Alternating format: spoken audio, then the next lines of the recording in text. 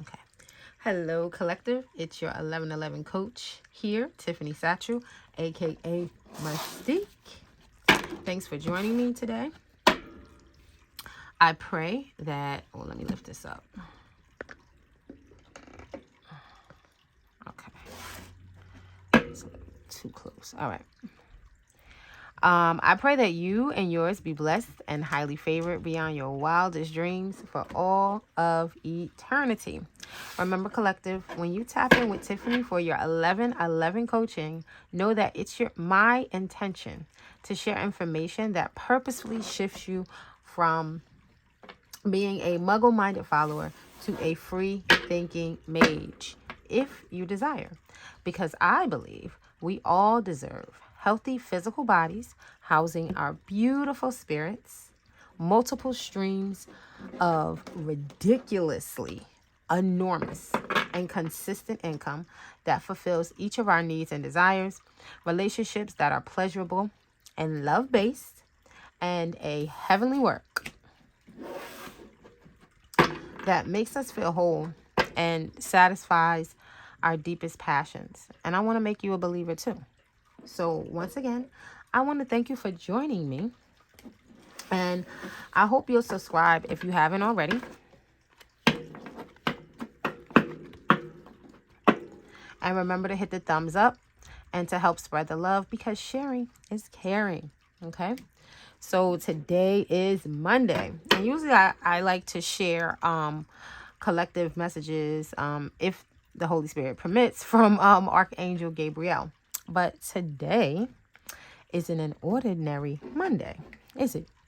It's a day unlike any other, because today we are graced with a celestial spectacle of a new moon solar eclipse. So as the moon perfectly aligns with the sun, casting its shadow upon the earth, we will witness a phenomenon that has captivated humanity for a millennium. Okay? Now, this rare occurrence symbolizes new beginnings, fresh starts, and profound transformations, just as the moon begins its journey anew. So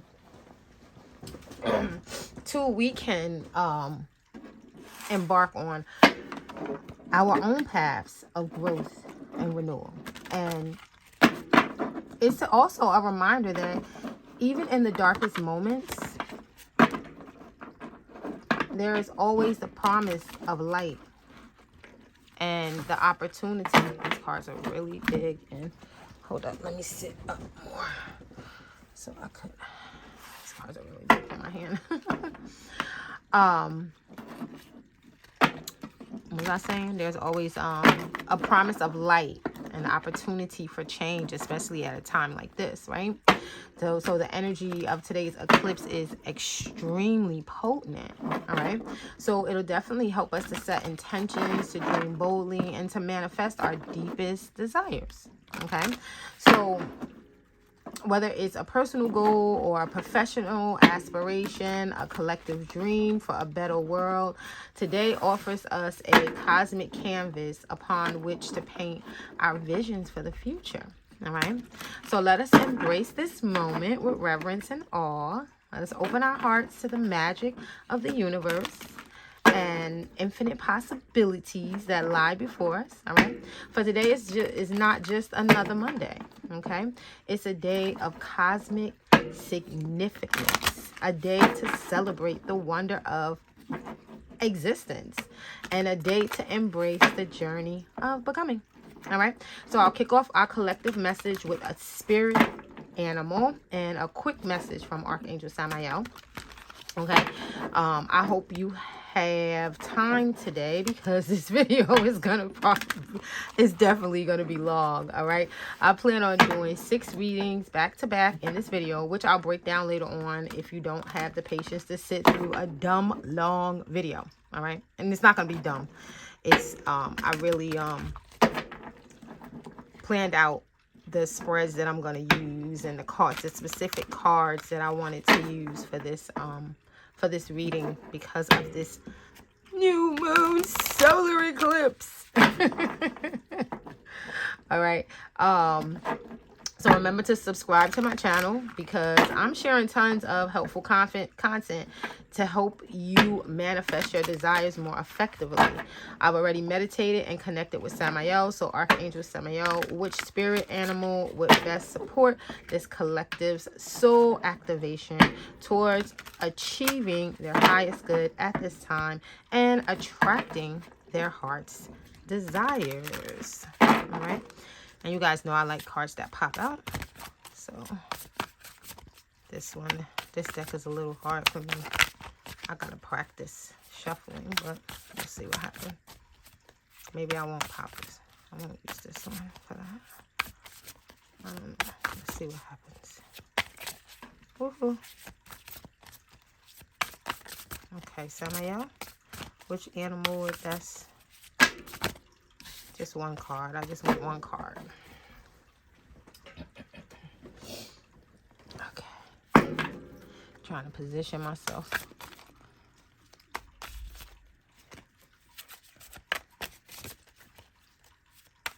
This was the only deck that I didn't practice with today. This is the only deck that I didn't practice with today. All right, so we have Frog, Otter.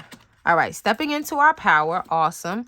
Oh, I like this. All right, stepping into our power, initiations, and trust. I like these two cards mainly because we are in the new moon in Aries. All right, and Aries is about stepping into your power and also initiating, getting things started because Aries is Aries is a fire sign, a cardinal fire sign. Okay, let me get my wand. 1 second. I got the soul. Oh, I think the solar eclipse. Yeah, there it is. All right, I have my laptop open. I was watching on YouTube, watching the solar eclipse live, and I see it. Okay, guys, I hope that you guys are watching it. All right, so I'm doing this reading as the solar eclipse is going on so that we can have a real in-time solar eclipse message. All right, I planned all this out. All right. All right, so we have Frog, we have stepping into our power, we have initiations, and we have trust. Frog, Otter, and Deer. Okay. Don't take a back seat in your story. It's time to step up. Absolutely. I hope so. I hope that you guys are taking advantage of this specific time of the year because, like I mentioned earlier, Aries is the sign for leadership.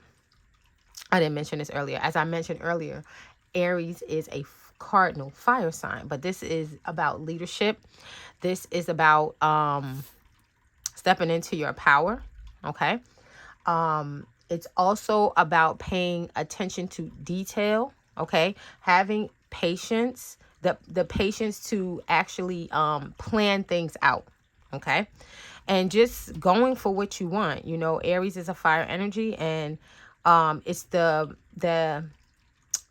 animal of the ram. All right. And the ram is headstrong. Okay. And it's kind of hard to tame, right? It just does pretty much what it wants to do. Okay. All right. So, it also says be open through the transitional time. Approach the situation with a light heart. Okay, trust. All right. Yes. All right. So yeah, you definitely want to trust. All right. You want to trust that infinite intelligence is supporting you at this time for whatever it is that you want to create.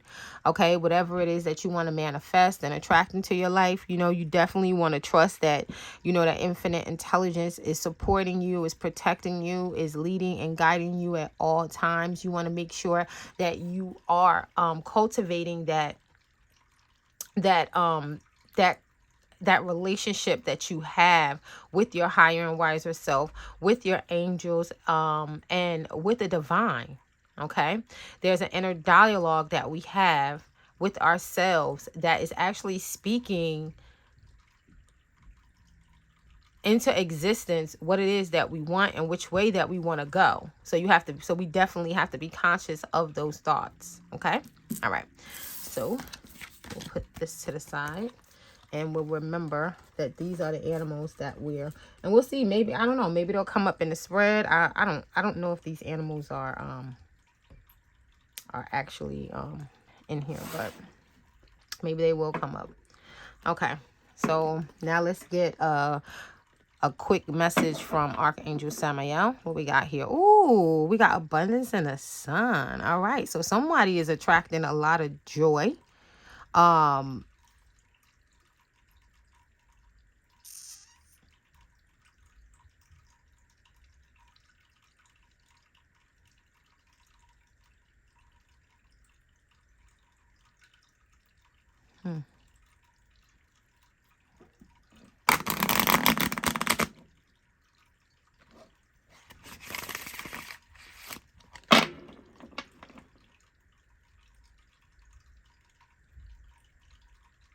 Okay.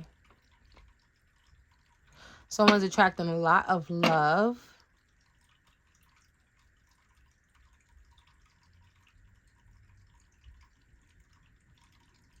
Love is being illuminated at this time. Romantic love. Yes. But mostly self-love. Self-love is a big deal at this time. I'm feeling like self-love is extremely important at this time. And I always know self-love is always important. But at this time, it's really, Samael is saying that this self-love, like loving yourself, is going to be one of the most important things that you could do right now. Because it's time for you to activate your I am power. Okay. That is the motto of Aries. The motto of Aries is I am. And in order for you to fully embody your I am power, you have to be confident in yourself. All right. And if you want to build upon your confidence, then self-love is one of the easiest way to do that. Okay. All right. So let's get a double major message from Archangel Samael.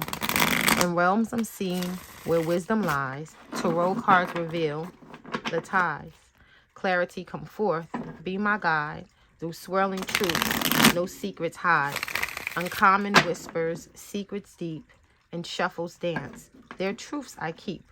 Resolutions rise like the morning sun. In this sacred deck, solutions spun. Majestic symbols, ancient lore, speak to me now as I implore. Grant me insight, clear and true, to navigate the day anew. With each shuffle, worlds align, messages clear like stars that shine. I call upon this deck's great power to bless our day, this sacred hour. Let clarity reign, let wisdom flow. As I draw cards, may truth bestow. And every pattern, every sign, may solutions to our queries intertwine. With an open heart and focused mind, I welcome insights of every kind. As I shuffle this deck, let answers come, guiding us gently one by one. So mote it be this chant I say as I shuffle the tarot on this fine day.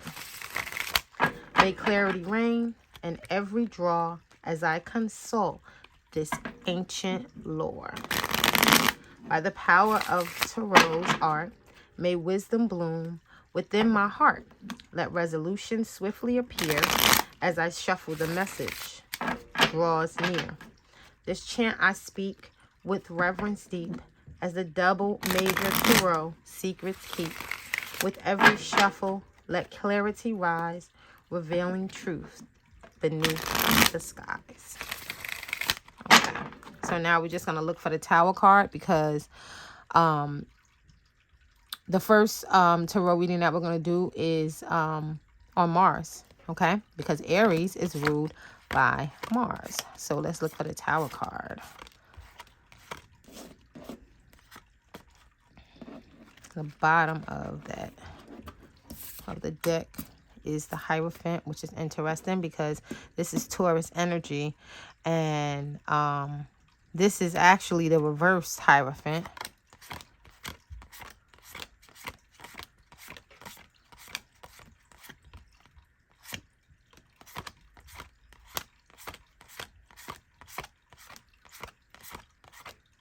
And Taurus season comes right after Aries season.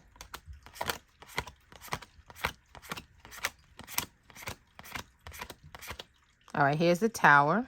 So we have Judgment. And we have Knight of Wands. That's Sagittarius energy. Okay.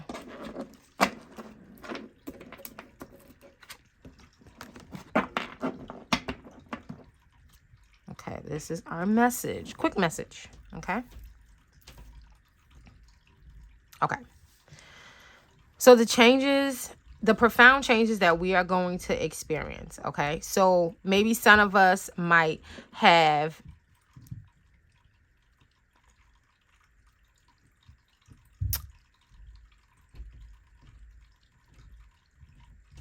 been extremely focused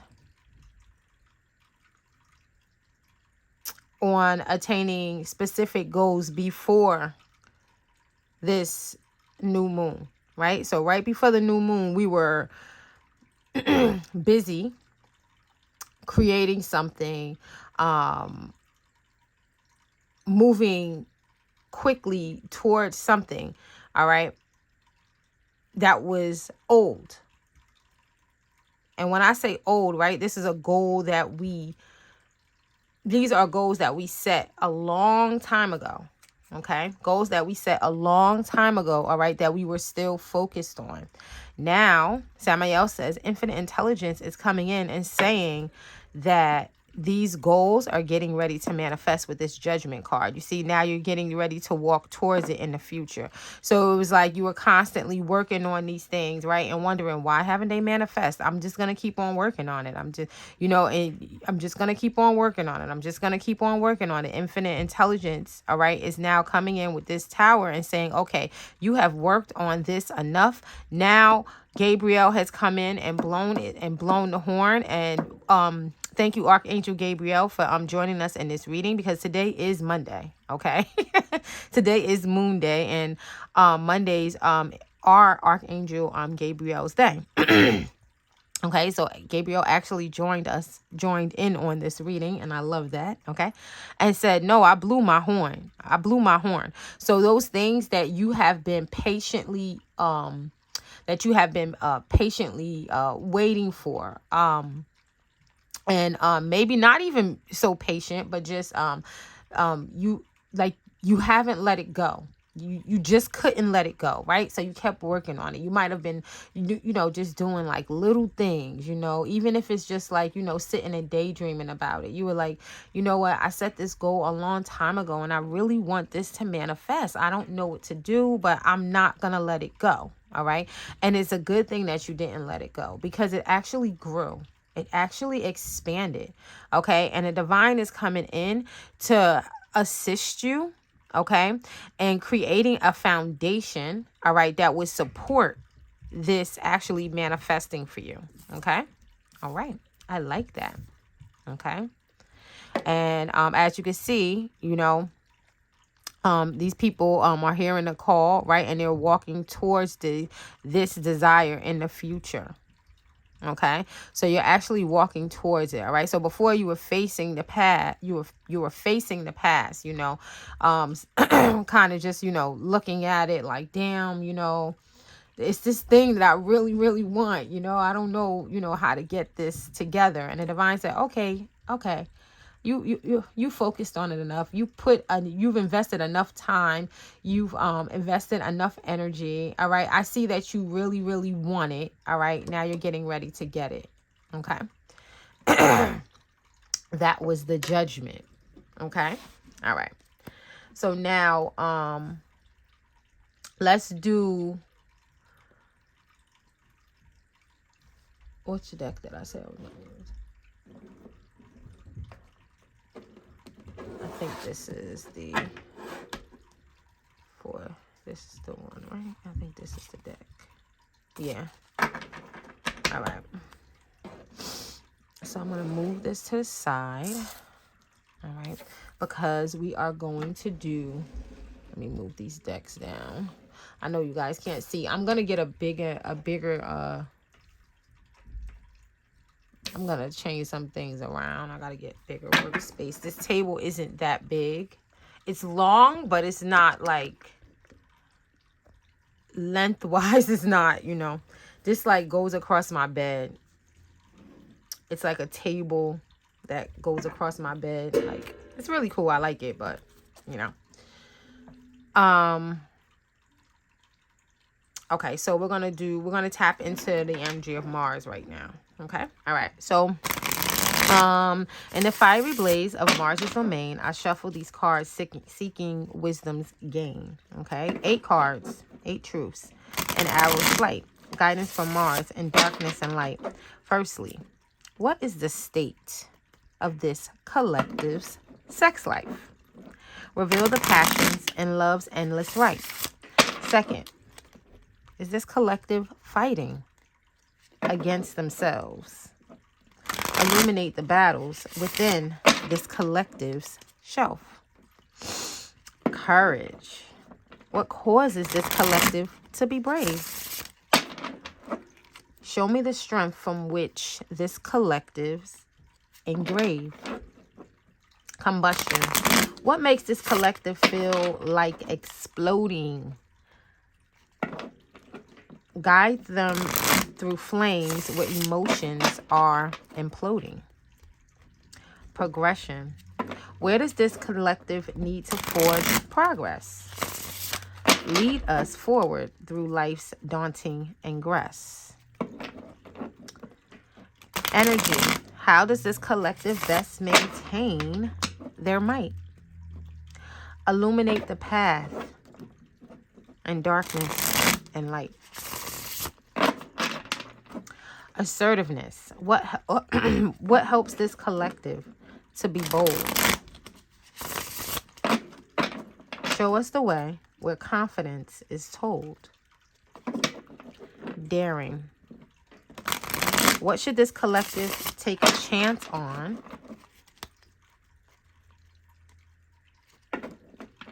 Guide us to risk where new paths are drawn. In the fiery blaze of Mars's domain, may this collective embrace the wisdom in this tarot game.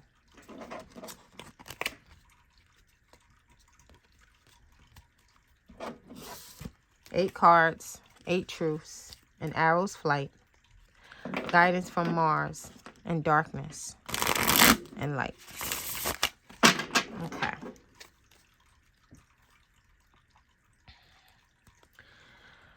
Okay, so I'm going to cast this in the shape of an arrow.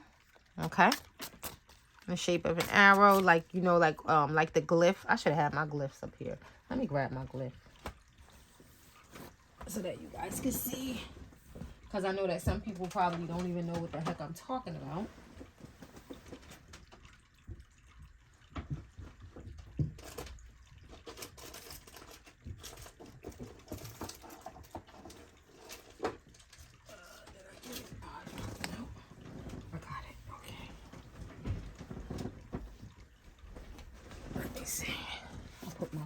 On airplane mode, and my boyfriend wanted to go out today, and I'm hoping that I don't miss his call, but if I do, oh well, I'm doing a video right now. All right, so I'm gonna cast the tarot reading in this shape right here, like that. All right, so we got Mars energy right there. Let me sit up again, position myself properly. Okay. All right.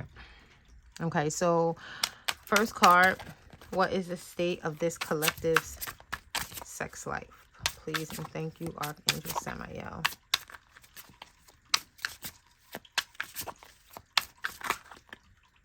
Oh, I don't have the cards the right way.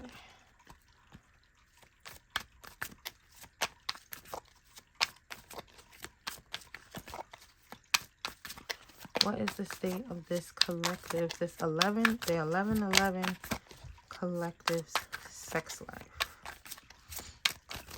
First card, please, Archangel Samael.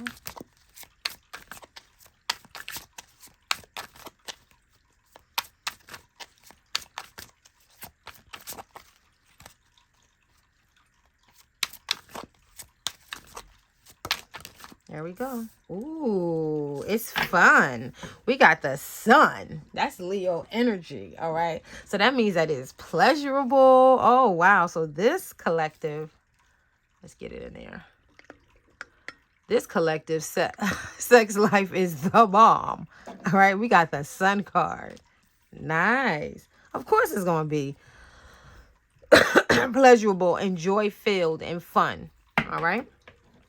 Of course, it should be. Sex should be. You know, it should be, right? Okay. So, is this collective fighting against itself? Show me, Archangel Samael.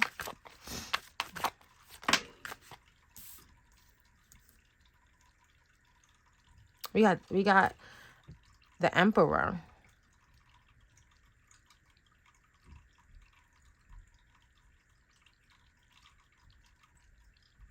This is about controlling the environment, commanding.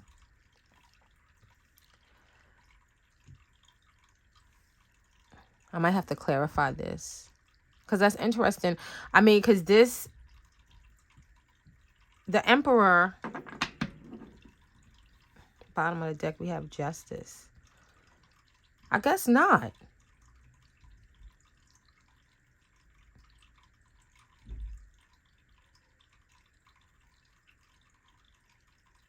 The Emperor stands up for himself. And with this Justice card is saying, well, no, you're being fair. I guess like you're rightly ruling yourself, or you're seeking infinite intelligence to rightly rule yourself, you know.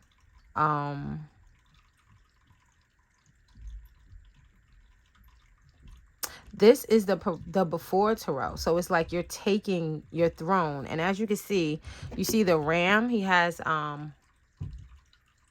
over his shoulders. Now, during biblical times, when a ram, I'm not going to say a ram. When a sheep wouldn't stay with the flock, the way that the shepherd would discipline that lamb is by breaking its legs. So once it broke their legs, that sheep will have to be carried everywhere it went until it healed. And this is how the shepherd would develop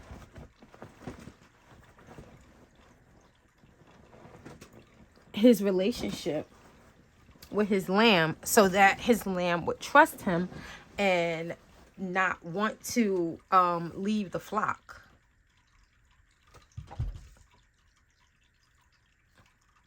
So what I'm thinking, what I'm feeling is that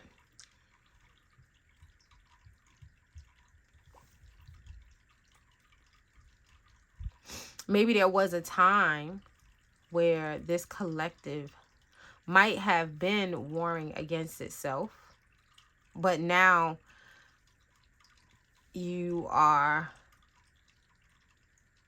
perfectly broken. Is that the song that she sang? Perfectly broken, wonderfully broken. I forgot that song. Let me look it up. I think it's Perfectly Broken. 1 second.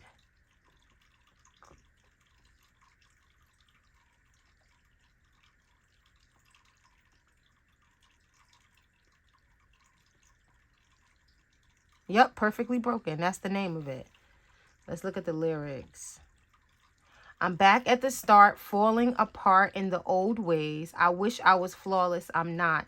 Was fading away, but everything fell into place when you told me your name.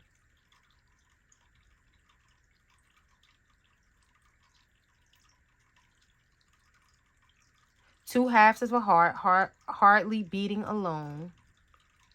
But now that I've found you, I'm not letting go. Fall into me. Everyone's broken and I got this missing piece. Honestly, you fit me like no one. You're perfectly broken for me. You've been in the dark, believing your thoughts.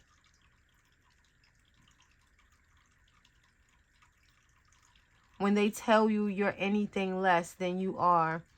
But that's just not true, because all of your scars and the bruises, they're what make you human. We didn't need fixing all this time, because all of your edges fit right into mine. Fell into me. Everyone's broken and I got this missing piece. Honestly, you fit me like no one. You're perfectly broken for me. Fall into me. Everyone's broken. Is this the song? I was looking for the gospel song. Hold up. Wait a minute. What's the I'm looking for the gospel song. Wait a minute. I told y'all that this was gonna be long, right? Broken gospel song. I forgot what the girl's name. Broken gospel song. Hold up. I forgot what her name is.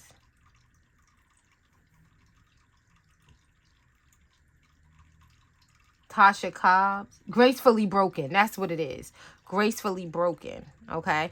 Because when the shepherds, right, when they didn't want to hurt the lamb, but they needed to teach it a lesson. So what I'm feeling is that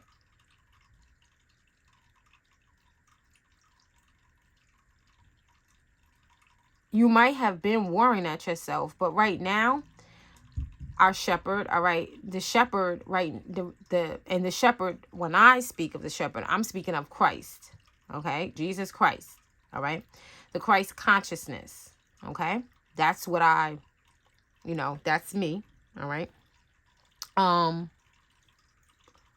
What I'm feeling is that Christ is carrying us at this time, all right. So no, we're not warring with ourselves. We are gracefully broken, and right now the ultimate shepherd is carrying us around, okay, as we heal, okay, as we go through this healing process, okay, so that we don't war with ourselves or run away from our higher and wiser self, run away from our power, the power that, that we have access to. Because if we're speaking of Aries season, right now, everyone has the chance to access their I am power. So now you're being sat down, gracefully broken, so that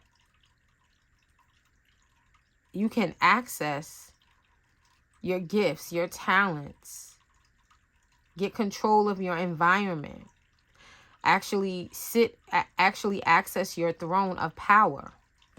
Okay? All right. Okay. Courage. What causes this collective to be brave?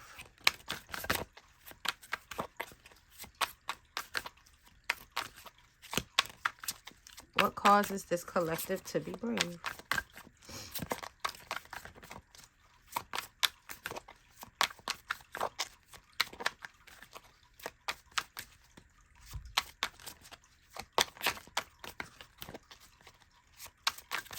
What causes this collective to be brave?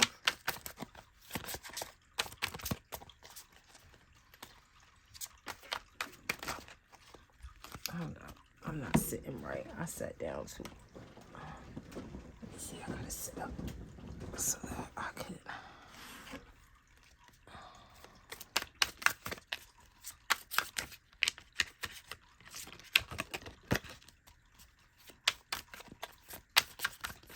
What causes this collective to be brave? Archangel Samael.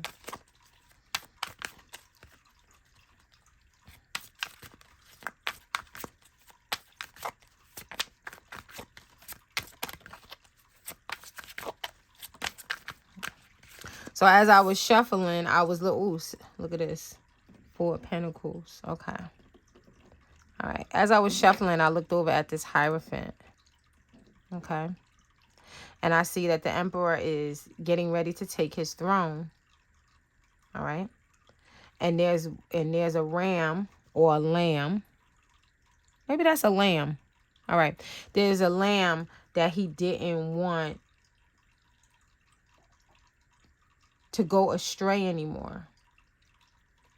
So he has him draped across his shoulders because he wants to improve the relationship that he has with this lamb. And then I'm looking at the Hierophant and I'm like, he done put down his wand, right? And that's what popped in my head. And now he's praying more. See how he has his beads in his hand? Those are rosary. All right. And if you don't have rosary, I have rosary. And I like to use my rosary. I love these. I love this. This is my rosary. Okay. If you want to see a real live rosary. Okay. And I actually use it when I pray to help me to focus. Okay. And I'll talk about that in another video. But this Hierophant does not have, is all by himself. Okay. He wants to do something new with those white lilies at his feet. Okay. White lilies. Okay. He wants to change his life. He wants to change his direction about something. He wants to take his life in a new direction. Okay. And he's in heavy, deep meditation about that. Which direction does he want his life to go into? Does he want his life to head towards? Okay. He's thinking about what it is that he values. He's thinking about what's important to him at this time. What does he want to accomplish? All right. And what is it, right? When we think about this Tower, okay, what is it that he needs to let go of? All right. And that's probably going to show up when we do the Tower card reading, but okay. All right. So now for courage, what causes this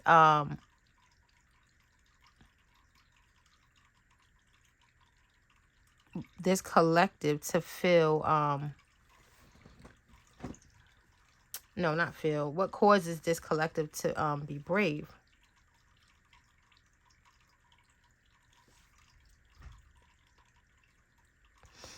So this collective is brave when they feel that their physical environment is safe and secure. That's what causes this collective to be brave. Okay, then they could be brave. Then they could take risks. Okay, then it probably makes it easier for this collective to, to let go of things. And because infinite intelligence knows us inside and out, I feel that this collective is getting ready to experience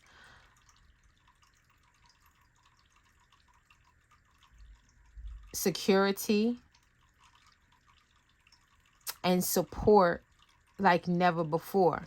Because see, these 3 people, right, are offering their pentacles to this person that is sitting on the throne.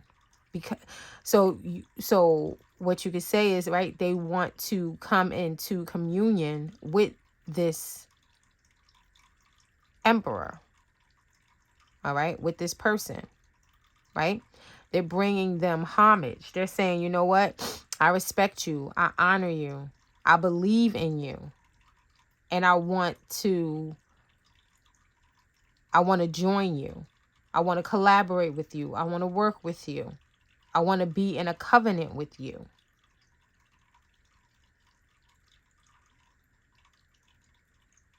Because right before the Four of Pentacles is the Three of Pentacles. And that is about creating contracts and collaboration and teamwork. And also mastery of your skills, right? So it's like this person, this emperor has something that would help these people, and now they want to join forces with them. And so when this collective feels supported by their community, then they can have the courage to accomplish what it is, what missions that the divine has in place. So the environment at this time is configuring in such a way so that you feel supported, so that you feel loved, so that you feel valued, so that you feel secure. Okay? All right. So now we're going to look at combustion. Okay? What makes this collective feel like exploding?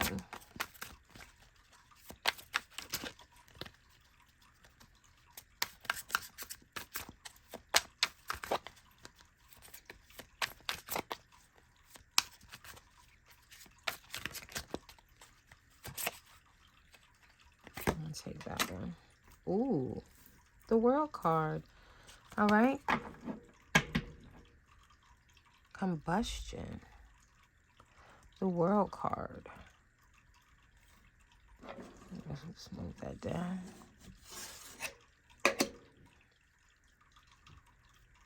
Okay.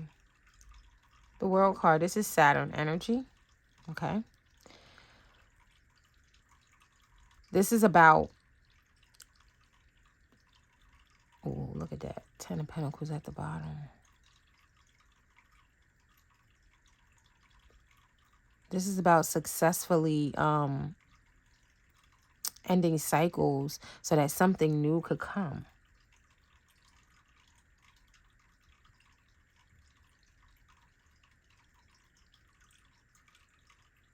So what makes this collective feel like exploding is when they've accomplished a goal that they have been working towards.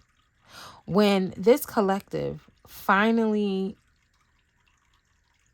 attains a goal that they know that they have worked hard on, it makes them feel, it's almost like sex. I hope that I don't... Wait, let me cover that up. I forgot that it is. It's almost like sex. Well, you can't see anything. All you see is the side of their body. I hope that this video doesn't get I'll just, I'll blur it out when I do the video. When I go back and edit, I'll just go and edit it and blur it out. But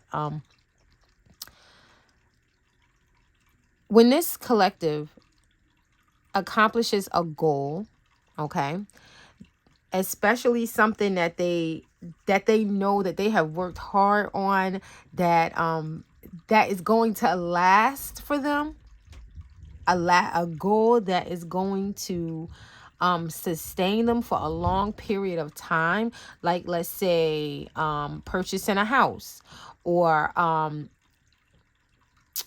putting away 90 days worth of funds for finances, right? Like like emergency money, things like that. It feels like sex to this collective. It feels like they're with their lover. The World card. Okay, that's what makes you feel like exploding. Combustion. Okay. Progression. Where does this collective need to forge progress? Okay. Ooh. We got 2 cards. We got the Wheel. Okay, so what I'm seeing is that we got the Wheel of Fortune and we got the 9 of Cups. All right. So understanding that life, like there's cycles, right?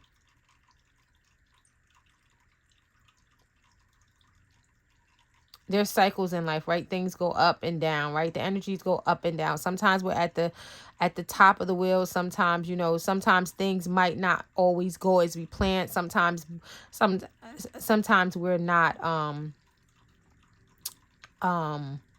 we're not able to stay in the center of the wheel and enjoy it, right?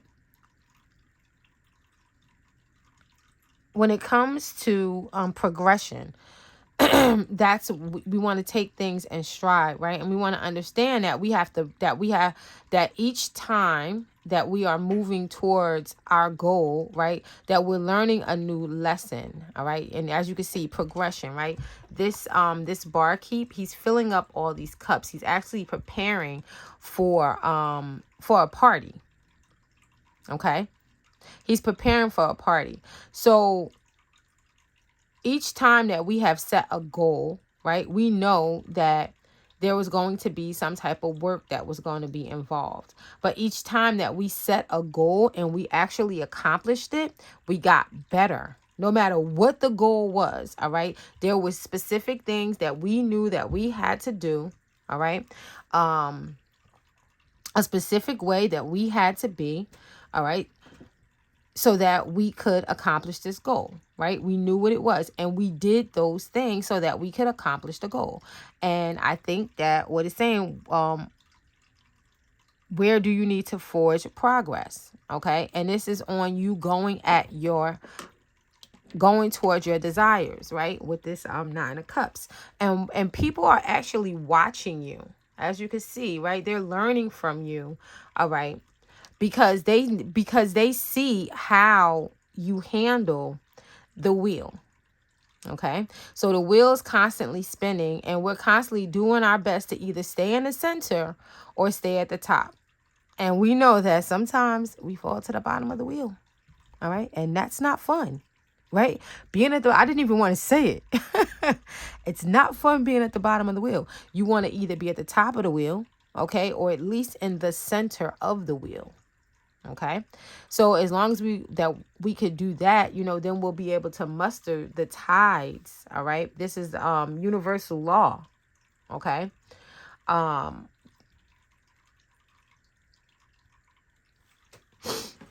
universal law.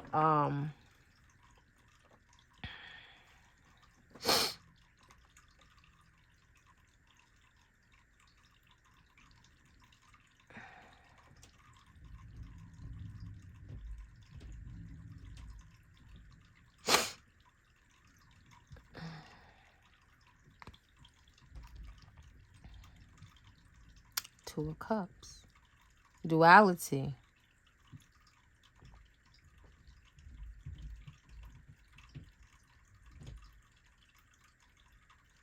Queen of Pentacles.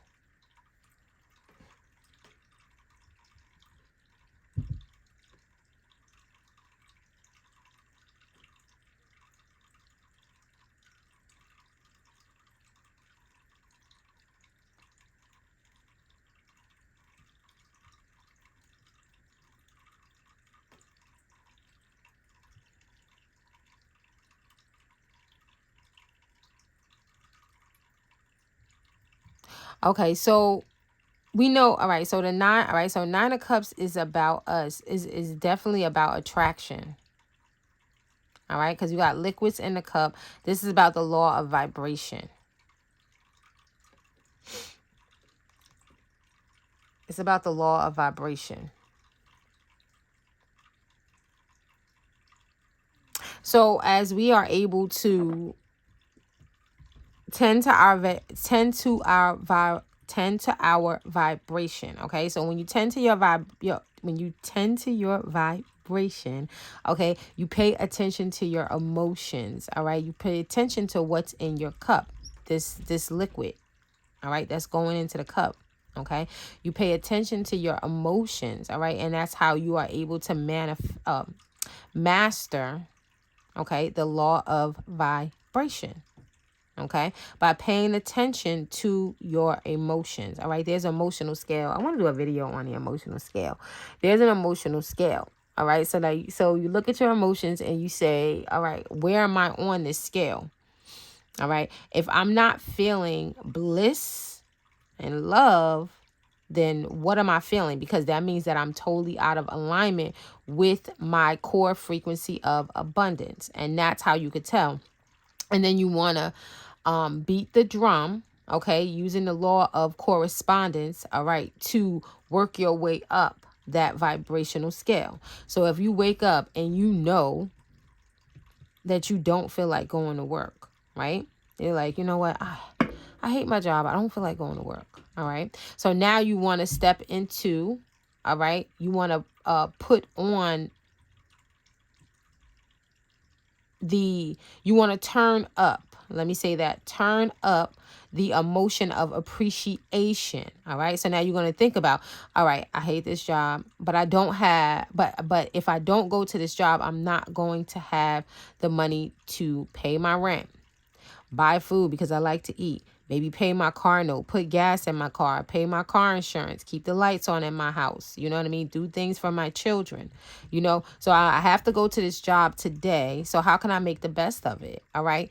Being thankful. Okay, well, at least I have a job, right, where I could pay my rent, put gas in my car, pay my car insurance, pay my car note. Okay, put food in my refrigerator and do things for my children or people that's in my life or whatever it is. Here we have, right? We have resourcefulness. All right. So as we pay attention to our vibration, okay, what it is, the frequencies that we are that we are giving off, we'll be able to attract the resources that we need in life and the things that we want as well, right? Queen of Pentacles, okay? She is someone that is extremely resourceful, okay? She is also the wonderful partner. Okay, she would be like a wonderful partner because she is so abundant. All right, because she is able to just sit on her throne and attract what she wants. You see, the pentacle is coming to her. She's not even moving. She's already on her throne, sitting down, and through wisdom. All right, this snake represents wisdom. Through wisdom, she is able to, her resources come through her because she's done the work. All right. She's experienced so much in life that this Queen of Pentacles has experienced so much in life. This is also Capricorn energy. Okay. This and this goes with the Four of Pentacles as well. All right. This is also Capricorn energy. Okay. People come to her, they want to give to her because she has something to exchange with them. She had there's an exchange of energy. Okay, when people come and they give to her and they support her, all right, they get something back energetically, all right, or maybe even tangible. All right, this guy right here, he hosts parties. All right, let's say he hosts parties, right? And when people come and they engage with him, all right, at the parties that he has, all right, at his tavern, all right, the regular things that he does at his tavern, all right, they give him money in exchange for entertainment. All right, they give him their money in exchange for him helping to distract them from the toxicity in their lives, the negativity in their lives. Okay. like the trauma in their lives. All right. This guy helps them to, make light of it, or, if only for a moment, he lifts their spirits,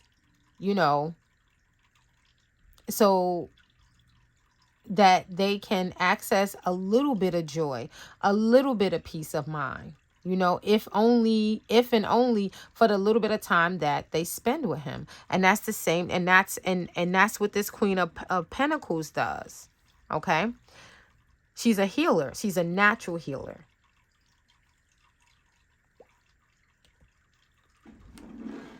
So people are coming to her and exchanging. And the reason why people want to be around her and in her energy is because because the wisdom that she has, the consciousness that she's connected to, all right, gives them access to wisdom, gives them access to healing, gives them access to abundance, allows them to access resourcefulness. Okay, why? Because they get to watch her. See?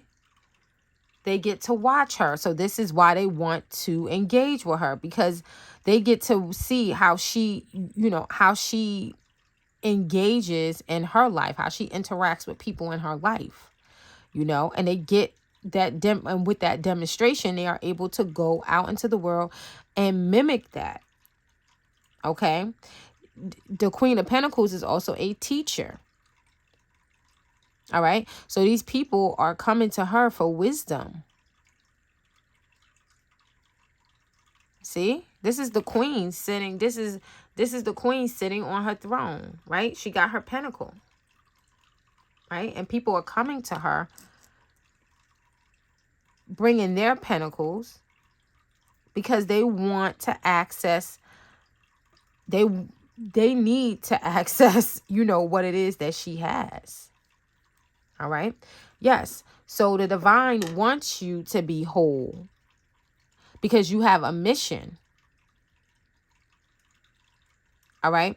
And your mission doesn't only involve you being abundant and you being whole and you feeling safe and you feeling secure. There are other people around you. Because of the vibration that you carry, you help to raise their vibration as well, because they don't have they don't have access to that consciousness that you have access to. They don't have that wisdom that you have. They didn't have the time, or they didn't set aside the time, or they just lack of not because they didn't want to, but they just don't. Everyone doesn't know how to, and everyone doesn't have the courage to.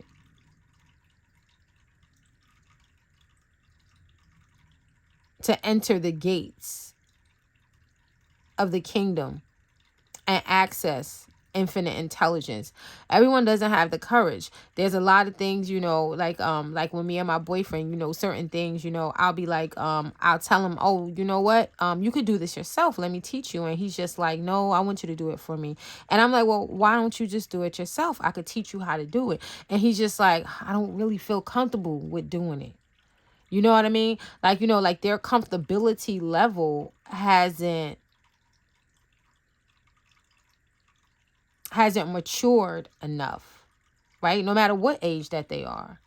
It takes time, to believe in yourself enough to say, I'm going to boldly go to the throne of God and request that my needs are met. Even if you are saying affirmations, it's, a lot of people, it's hard for them to meditate. Meditation is the easiest way, clearing your mind, getting quiet, really, really, really, really, really quiet on the inside, and allowing all aspects of yourself to join in. All right. And giving them room to be who they are. People people don't want to go into the dark. Or sometimes, people don't want to bring their darkness to light. They don't want to. Because they don't know what's in there. They're like, I don't know what's in there. I don't want to go in there. It's too dark in there. Can you help me? Can you guide me? Can you support me? Yeah. Okay, so now let's see energy. And we was already talking about that, you know, with the law of vibration. Okay. How does this collective best maintain energetic resources, I mean. How does this collective best maintain their energetic resources? Please and thank you, Archangel Samael. Oh, no, I did that one, didn't I? Progression. Hold up. 1, 2, 3, 4, 5. Yeah, okay. That's right, because we had 2 cards. That's why I'm looking like, wait. So it's going to be 8 placements, but I got 2 cards for 1 placement. Okay. Okay. How does this collective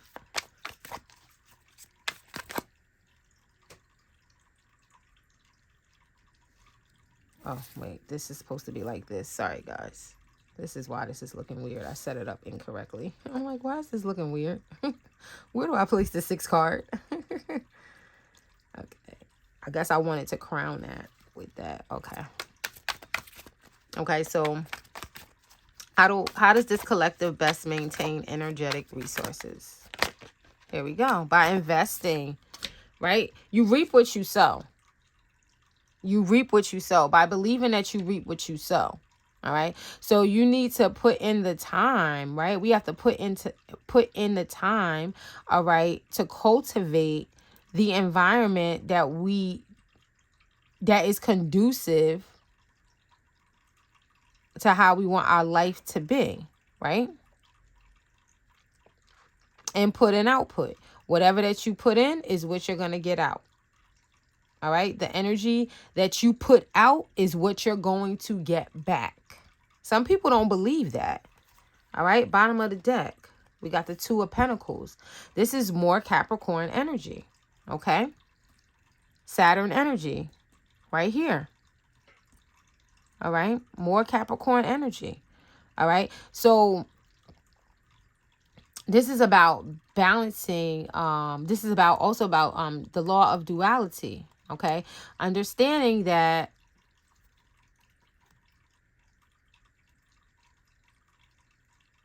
sometimes we might have, sometimes we might have to multitask, right? But whatever, okay, so if we are able to focus on one thing in our life, right? And make that one thing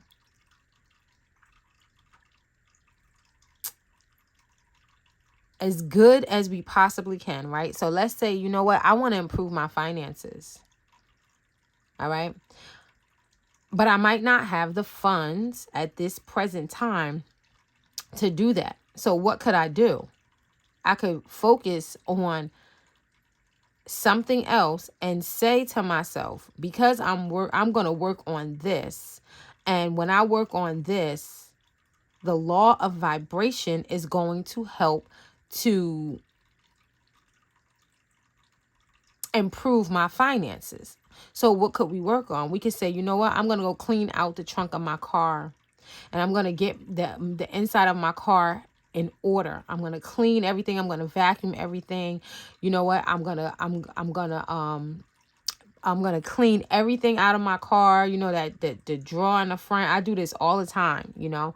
The trunk of the car, you get, you know, because sometimes, you know, we throw clothes. I throw clothes, you know, I have a shirt on, or, you know, a jacket, you know, and then, you know, I have another jacket. Next thing you know, like half my freaking wardrobe is in my back seat or in my back of my trunk. You know, every time I go out, you know, I'm sticking napkins in my glove compartment, condiments, you know, and it's like, why do I have all of this crap in my car? You know what? Let me clean out my car. So so if I organize my vehicle, okay, I'm going to organize my vehicle. I'm going to get my vehicle in order. Okay. And this is going to affect my financial world. Now we do this with intention. Okay. This is magic.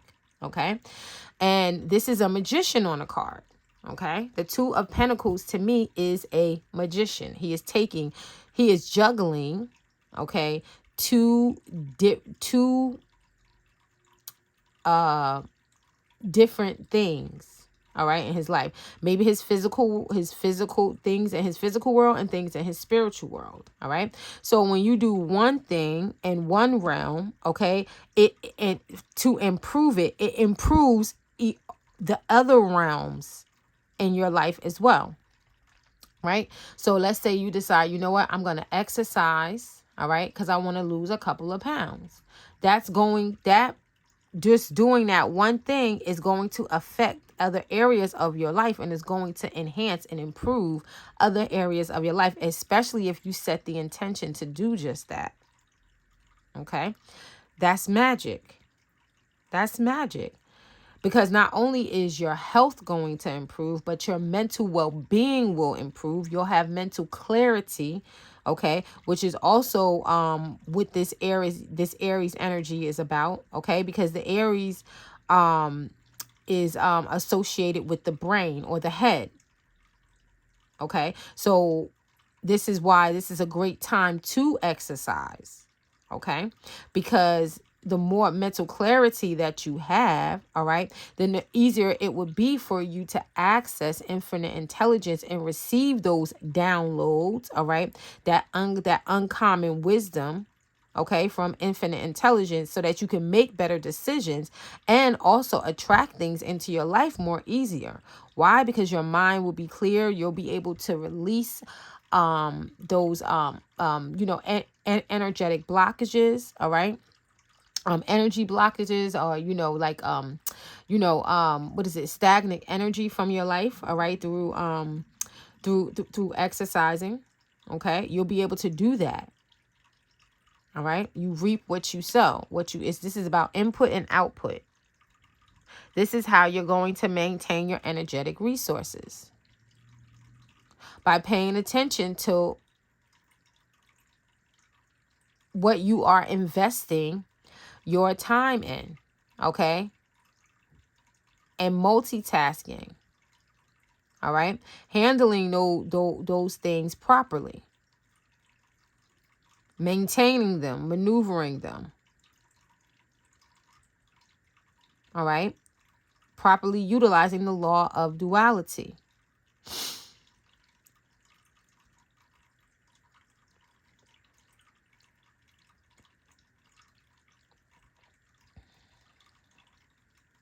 Knight of Cups. This is Pisces energy. Yeah, it's going to take you. So this is about also, investing in your dreams, okay? So if we don't have the time and the money to invest in our dreams, what we do have is our imagination. And Pisces energy is definitely about utilizing your imagination. Your imagination is extremely important, okay, when it comes to your energetic resources. Why? Because you can use your imagination to see the end goal. All right. So once you have that picture in your mind of what it is that you specifically want to attract, all right, you hold on to that picture. All right. You can hold it in your mind. Once you have that, once it's locked into your mind, now all of your energy lines up to move you towards that picture that you have in your mind. All right, that you were able to capture in your mind. And simultaneously, still keeping you in alignment, Two of Pentacles, with the things that you already have in your life and also other goals. So everything is working together, okay? Everything is working together so it's like, all right, so I have this job, right? All right. And this is like, this is just hypothetically speaking. All right. So I go to work, right? So that I can, and while I'm at work, right? I'm networking with the people that I'm engaging with that actually work with me and those that I'm actually giving a service to. I'm building relationships with them. Now, someone is paying me to give a service to those people that I am that are, you know, that are patronizing their business. So yeah, so I'm making money right there. Now I'm also making friends, okay, with those and building relationships with those that are there for the same reason that I'm there, to get a paycheck, right? And then those people that are patronizing the business, all right, that I'm getting paid to work at, they're coming in, all right, and I'm establishing a relationship with them as well, all right. So as I'm building my life, all right, there might be something else, all right, another income stream that I'm able to create, that I'm able to build in some type of way, right? Now I have people that I work with, that trust me, that like me, okay, and that want to be in a relationship with me, okay. Now I have something that I can offer them, okay, that they need, as well as the customers, all right, that are patronizing that business, all right. Now this is something, you know, that is not going to affect my job, okay, with my boss in any type of way. Whatever it is that this other service that I'm giving, you know, it's not going to negatively affect this stream of income that I already have in place. All right. So now I'm building another stream of income. Okay. That I have access, and I have access to people, okay, around me in my environment, that I can offer this resource to, and I continuously build upon that and build upon that. All right. So maybe whatever it is that I'm able to offer to these people, okay, in exchange, all right, for some type of tangible, okay. Now some of these people have things, okay, that will help to support that income stream as well. So now I'm pouring back into them. You reap what you sow. All right. So as you're being poured into, all right, by those people that are around you and the people that you're connected to, you're also pouring back into them. Okay. Okay. So now we're up to what helps this collective to be assertive. What helps this collective to be assertive?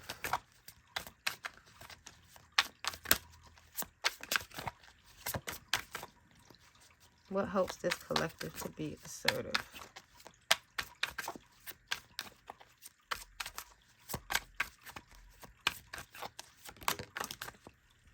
Page of Swords. Let me move this up. Can you see that? Is that in the camera? Okay. Page of Swords. On the bottom of the deck, we have the Hermit. Okay, so what helps this collective to be assertive? Page of Swords. All right, this is about gathering information.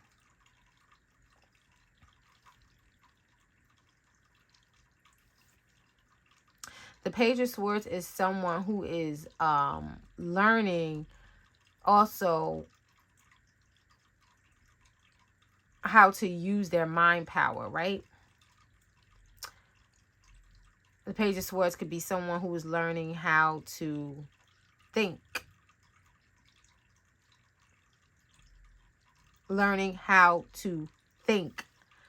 Learning, when we're speaking of Aries energy, all right, because that's what we're talking about here. We're talking about Aries energy and the Page of Swords.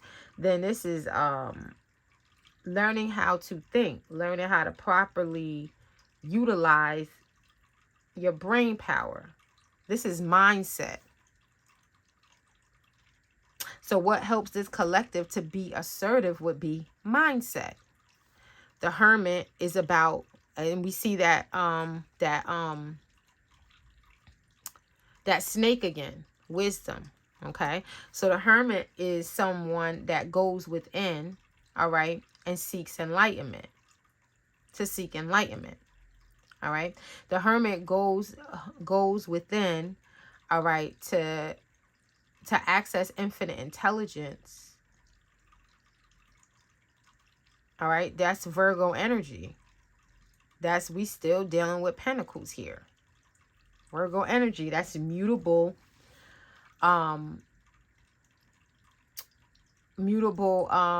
earth energy.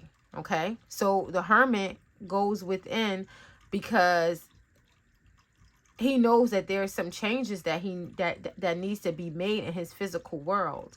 So he goes within to check with infinite intelligence on how he can do that.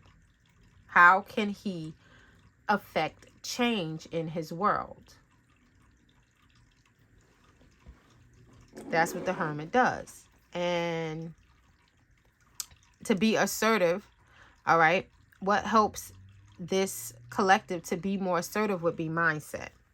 Okay, so that means that you're meditating, you're saying your affirmations, you're even studying, all right, to improve areas of your life, to to improve the knowledge on areas of your life. Like if you want to improve your health, then it would be a good idea to learn how to cook healthy meals, or learn how to shop, for things that are healthy, all right, and things that, like me, like I just learned, and I knew this, but I just learned that the water that we're drinking, and I've been knew this, I learned this years ago, but it finally, hit home with me that, that the water that we're drinking in these plastic bottles, it's really not, it's really, really, really not good for us. But I didn't know a way for me to, not drink out of these plastic bottles, because plastic bottles are so freaking convenient. Now I found water that I could purchase, that I could feel, a little bit more comfortable with drinking, but it's going to cost more money, right? There's glass bottles, all right? And then there's water that comes in aluminum cans that doesn't have that lining on the inside, that plastic lining. So, I'm learning about different products, and I just, I also have to set up my finances so that I can, purchase this water consistently, once I change over, if should I change over, because I could buy a case of 24 plastic bottles for less than $4. You know what I mean? So it's just funny, but I'm like, what do I care more about? I care about my health, I care, so yeah, do I want to drink better do I want better water? Yes. I could also, I thought about filtering my water, and then I said, I don't know. I don't know if I'm going to be committed to doing that. I still got to go buy the filters. You know what I mean? It's just like, it's just, then I got to let it sit. It's just, I don't know. It's all about preference, So I still haven't decided how I'm going to change over, but I know that, if you're saying, when speaking of this page of swords, all right, if you're saying that you want to improve something in your life, then it would be a good idea, all right, for you to go and gain the knowledge so that you have a good foundation. Now, you don't have to master health. You don't have to master exercising, or be like become a master chef or anything like that, but you do want to learn how to boil water and things like that, and maybe chop up an onion and stuff, so that you could cook for yourself. Okay, you be more, you know, and that's going to also help you to be more independent and self-reliant and self-sufficient, which is the emperor, the emperor's energy. All right, as you can see, not only does he have on his robe, but beneath his robe he has on his armor. Okay, his knight armor. Why? Because he's been through wars. All right, and he stays prepared. All right. He stays prepared.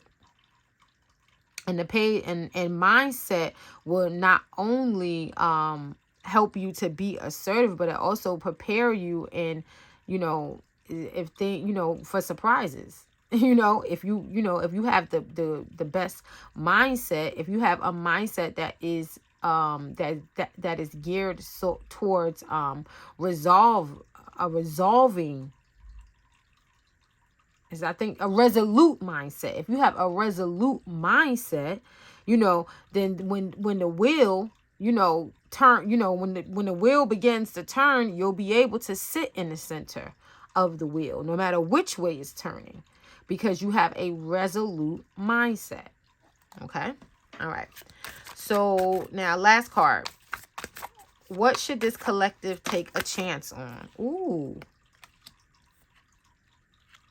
We got justice, balance. Oh, High Priestess showed up. Today's the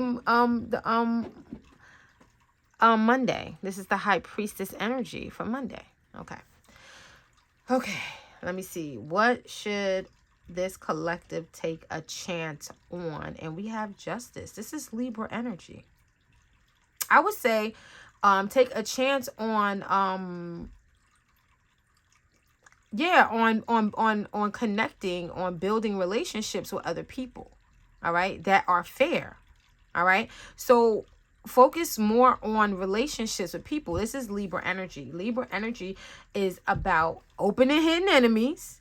Okay. It's about legalities and things that, you know, have to do with court and stuff like that. But Libra energy is it's cardinal air energy, and it's also the sister, okay, to Aries energy. All right, so we have Aries energy and we have Libra energy. Okay. Whoa, nice. Nice. We have Pisces energy right here. All right, so Pisces comes right before Aries. We have Capricorn energy. What is it? Okay, we have Capricorn right here. This is Virgo. This is Leo.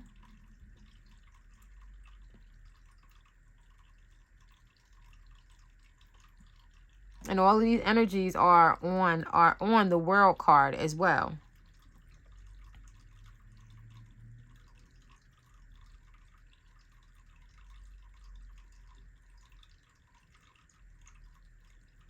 Aquarius, Leo,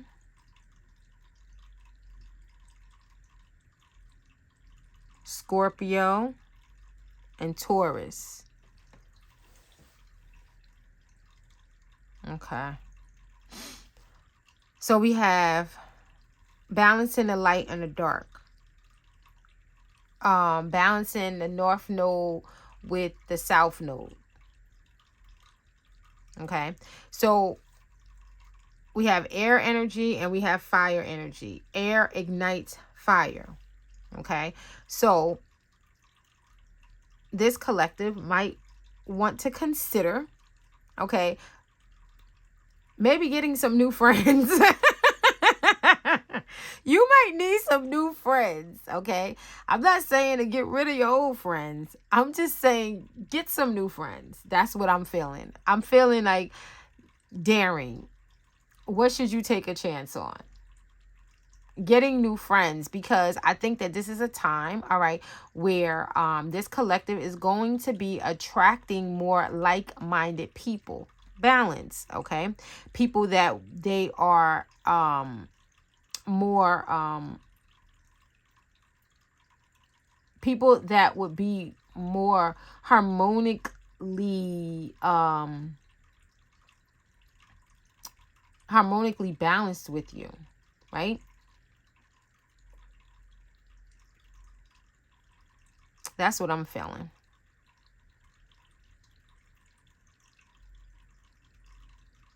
And maybe even, well, no, I'm not going to say that. I'm not going to say that. I see, yeah, get some new friends. All right. You need some new friends. You need friends that are going to,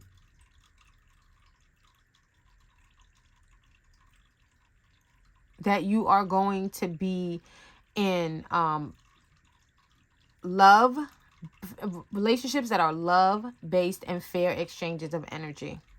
All right. And maybe some of the relationships that you have right now, they might not be in balance. All right. So you might want to get some new friends, because Libra energy is about relationships. Okay. It can also be about marriage. Okay. So you can have partnerships with, this could be, platonic partnerships. Okay. So, and your intuition is guiding you to do that. Will help you to attract these new people into your life. As as you raise your vibration, these people will come to you. Okay. As long as you change your perspective, as long as you are able to change your perspective on how things should be in a relationship, allow infinite intelligence, allow allow your intuition to help you, to support you in that. Okay. Because you are prepared. You are definitely prepared for this new joy filled relationship, this new joy that's coming into your life right now, this joy and success that is coming into your life. Okay, we have Jupiter and we have Saturn out here as well. All right, so things are expanding in your life. All right, and Saturn is very much pleased with you. Saturn is very, very, very pleased with this collective. And that's why you're experiencing this expansion, to get exactly what it is that you want. With this Nine of Cups energy. Because you have been, if you haven't been sowing into the areas of your life that you want to see growth thus far, you're about to.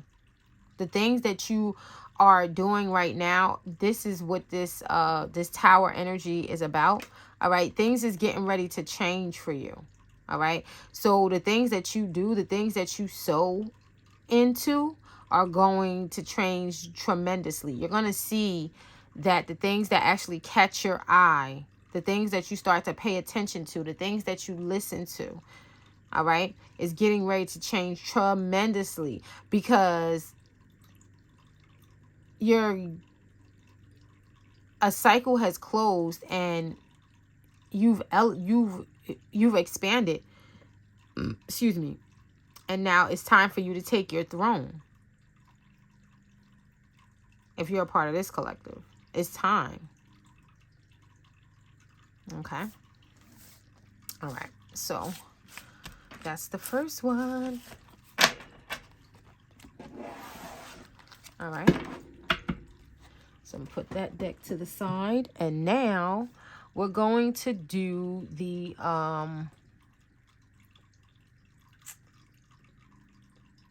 we're gonna do Aries now. Let's look at the Aries energy. Let me get the Aries.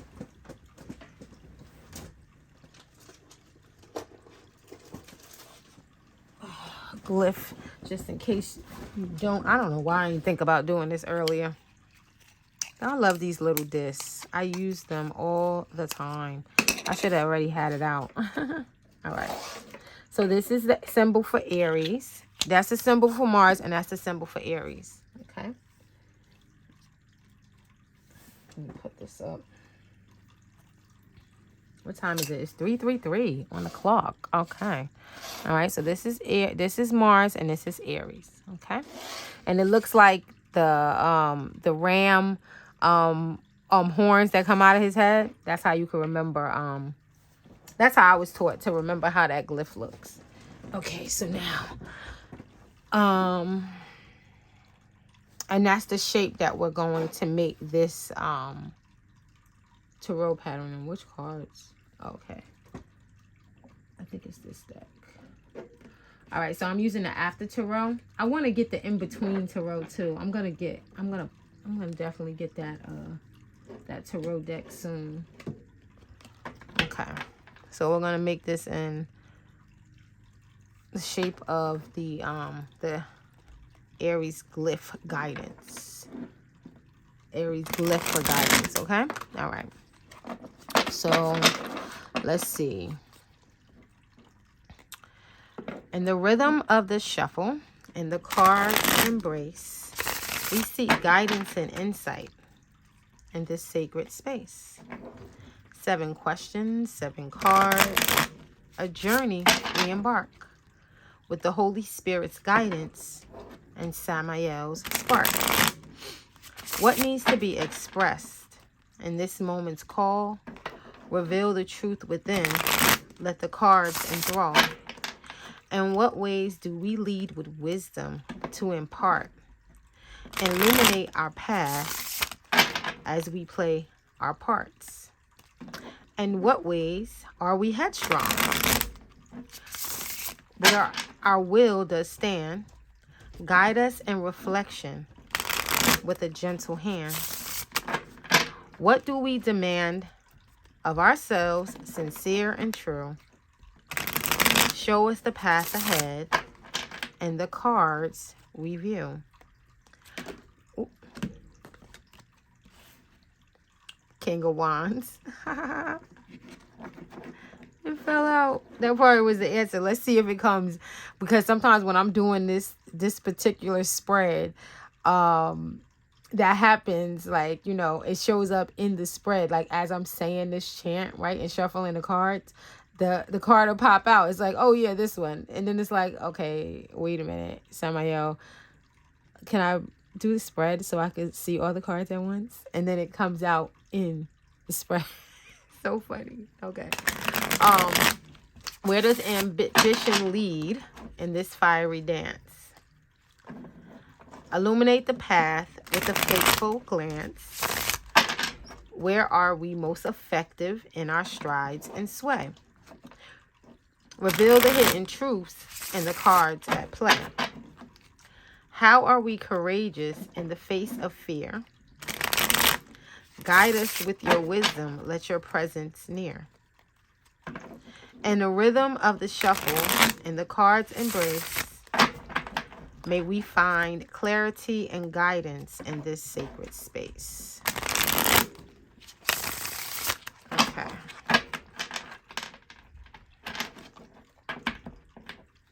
All right, first card. Card number 1. What needs to be expressed in this moment? What needs to be expressed in this moment? Oh, all right.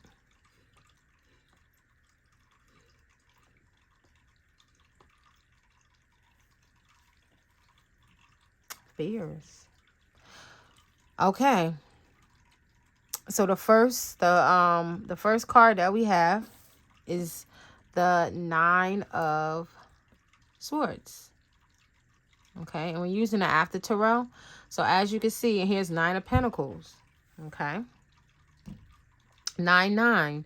All right. So there could be some type of fear that we are experiencing when it comes to our finances and abundance and our stability and independence in some type of way. Okay. At this moment. All right. So all of us might not be feeling very abundant, even though, all right, we're receiving signs from the universe that's saying, yes, you are abundant. Yes, you are prosperous. Yes, you are protected. Okay. As you can see, this Nine of Pentacles, look, she has a whole bunch of pentacles around her. She has a lot of grapes around her. She has a lot of greenery around her. Okay. But she's in this Nine of Swords energy. But if we look even more closely, and Nine of Swords is about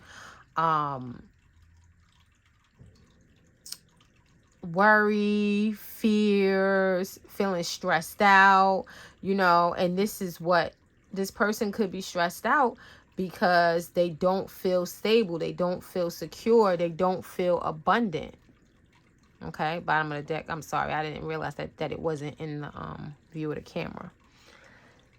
Okay, this is why this person could be in this Nine of Swords energy. But even though you look at their bed, you know what I'm saying? Look at the type of bed that they're on. All right. They don't look like they're not sleeping on the floor. They're not sleeping on a cot. You know, they actually, you know, have a beautiful, they're sleeping. They have a beautiful quilt on top of them. So these could be things from the past. All right. Mistakes that they have made. Maybe this person made some bad decisions recently, and they're thinking about things that occurred in their past because they made mistakes, you know, in their physical world because of mistakes, you know, things that they had to endure. Okay. So what we need to do with this collective, all right, needs to do is to take stock of exactly where they are and how they want to move forward. All right. And then trust that infinite intelligence is going to support you in a direction that you want to go, and that you will receive the downloads. You will receive the instructions to improve things in your life. Okay. Things might be uncomfortable right now. That's okay.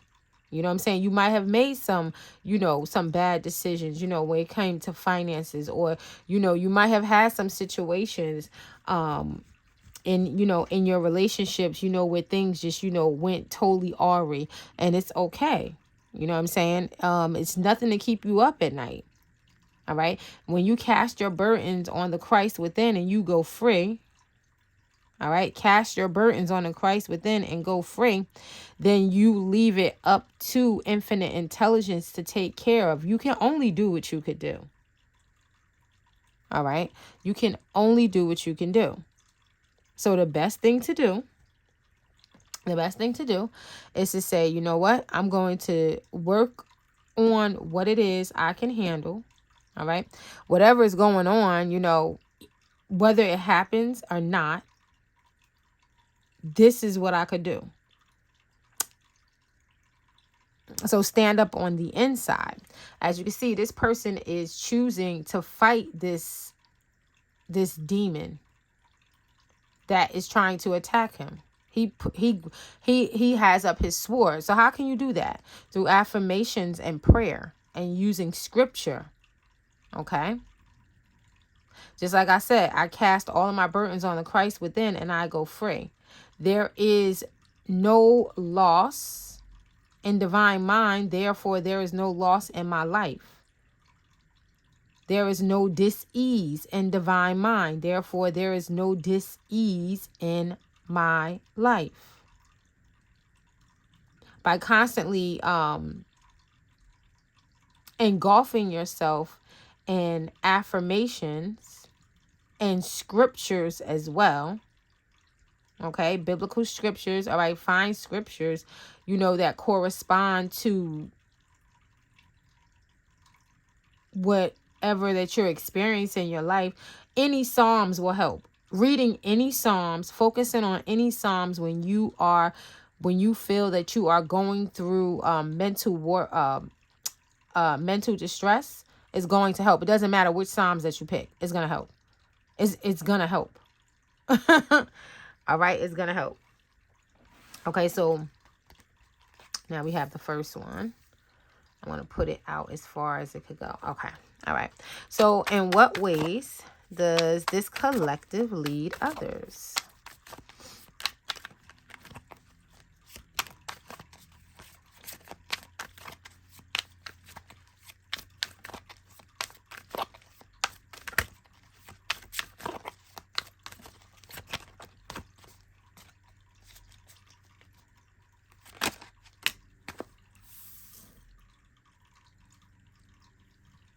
We got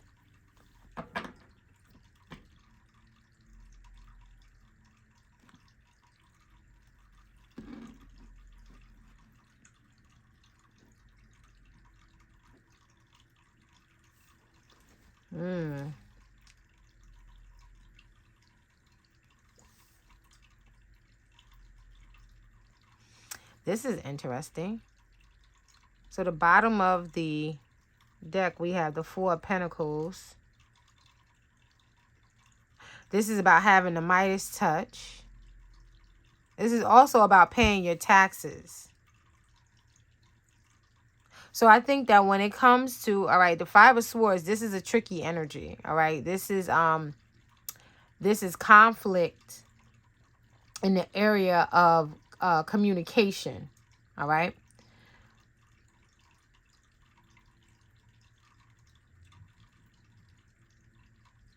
I think that when it comes to this collective, this collective does not allow other people to speak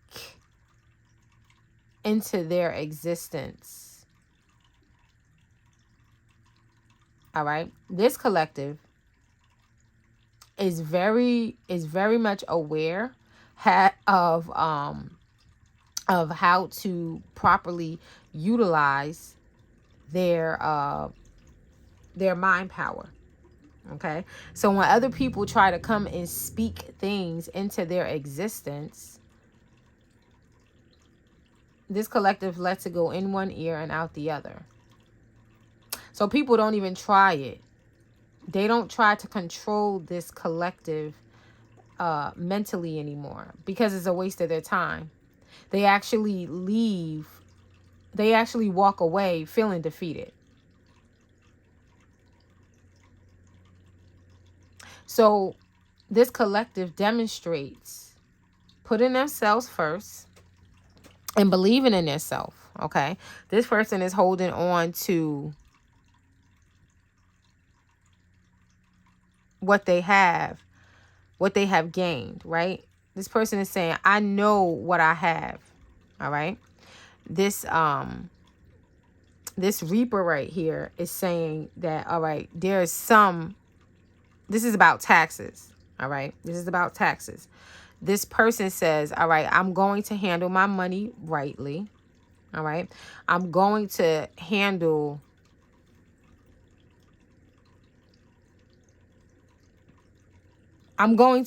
do the right things, think the right way when it comes to my money.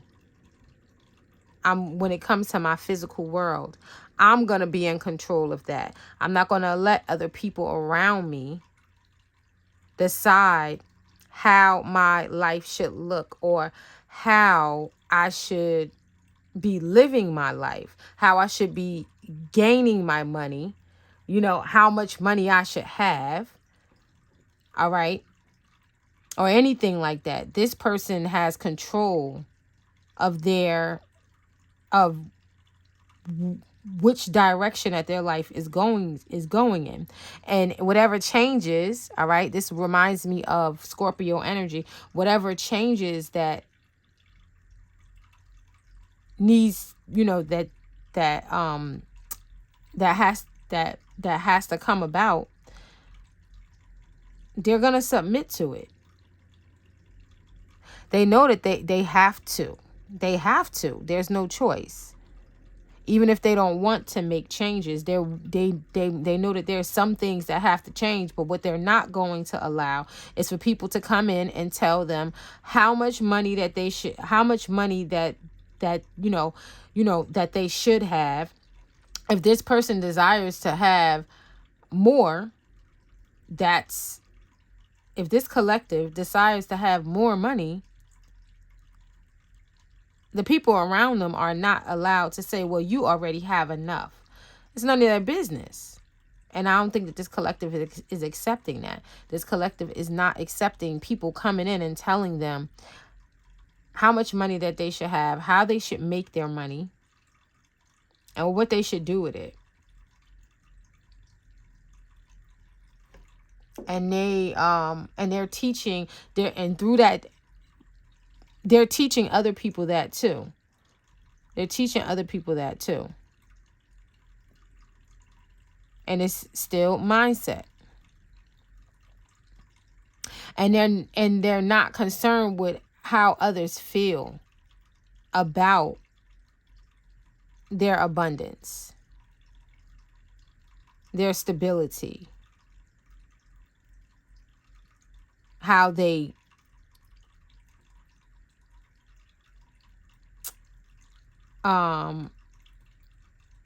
handle their resources. They're not allowing the people around them to dictate that, because some people try to give you the wrong advice. When I'm at work, I don't really tell people, talk to people at my job, about what's, what I have and what I do with my money or anything like that. It's a couple of guys actually, but they always want to come and talk to me because they see that I have a nice car, and I think like, because, I always have new sneakers on, right? And they're just like, oh, now I already outrank them. I'm their supervisor, right? But they're older than me, and they're just like, oh, I wish I would have knew, how to handle my money when I was your age. I wouldn't have wasted my money and blah, blah, blah. And I'm just like, yeah, I'm like, well, I have a 401k. I put money away. I have a credit union. My credit's pretty good, and things like that. That's why, I can afford, the car that I drive.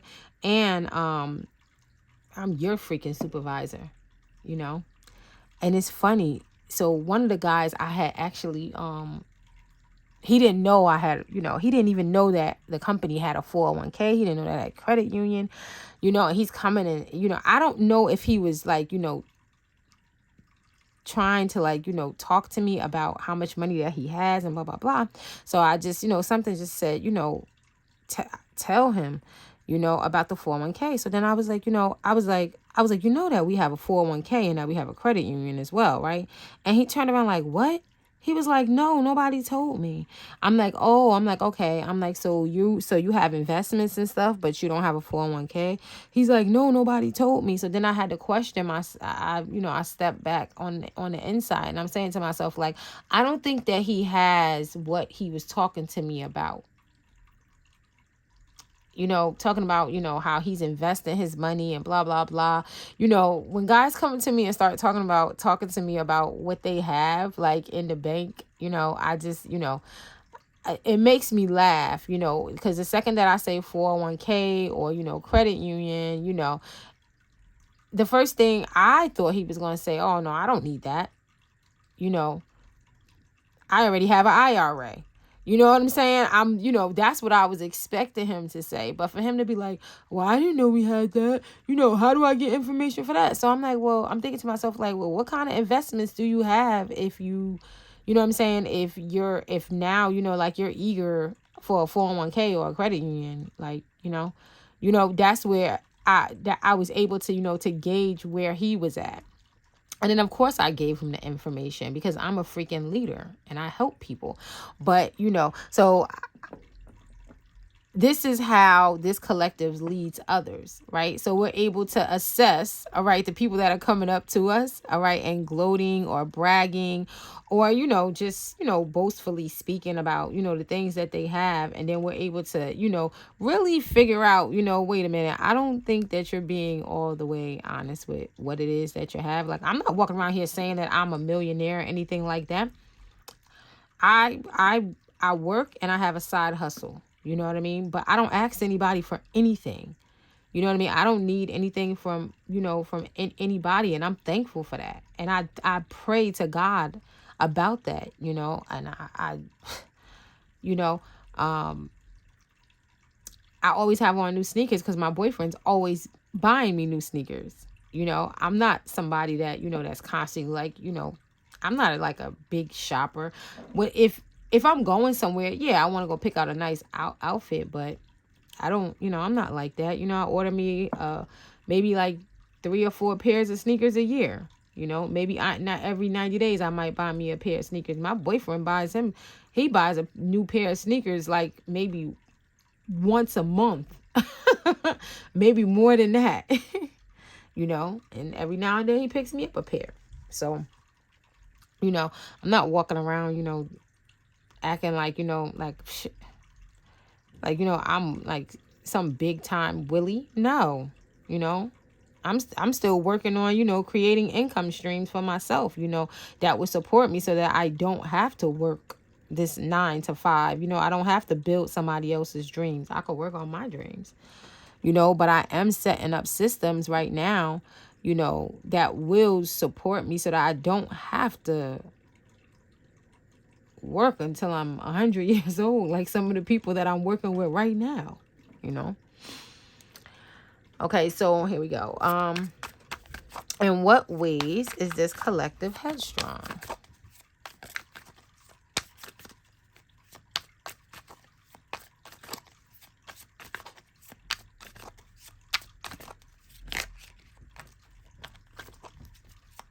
In what ways is this collective headstrong?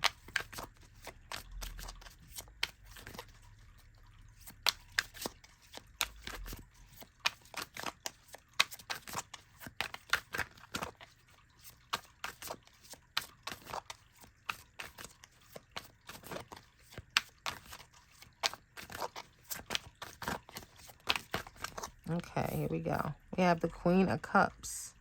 Headstrong.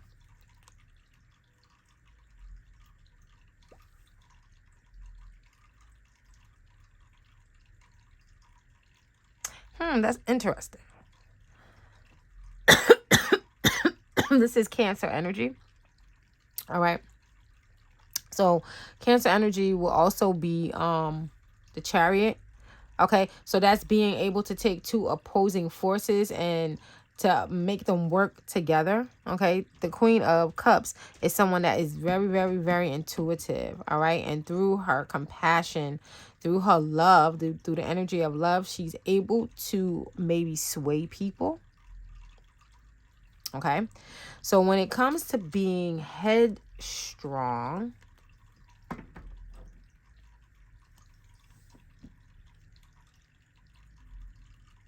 we have the Ace of Swords.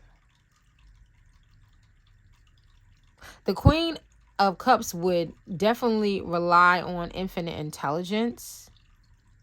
She's not going to make a decision with her head. She's going to make a decision with her heart. So it's going to come from her heart. Which means that she's not going to be easily swayed because she is strong in her convictions. If something does not feel right to her, she's not doing it. It has to feel right to her. It has to feel fair to her.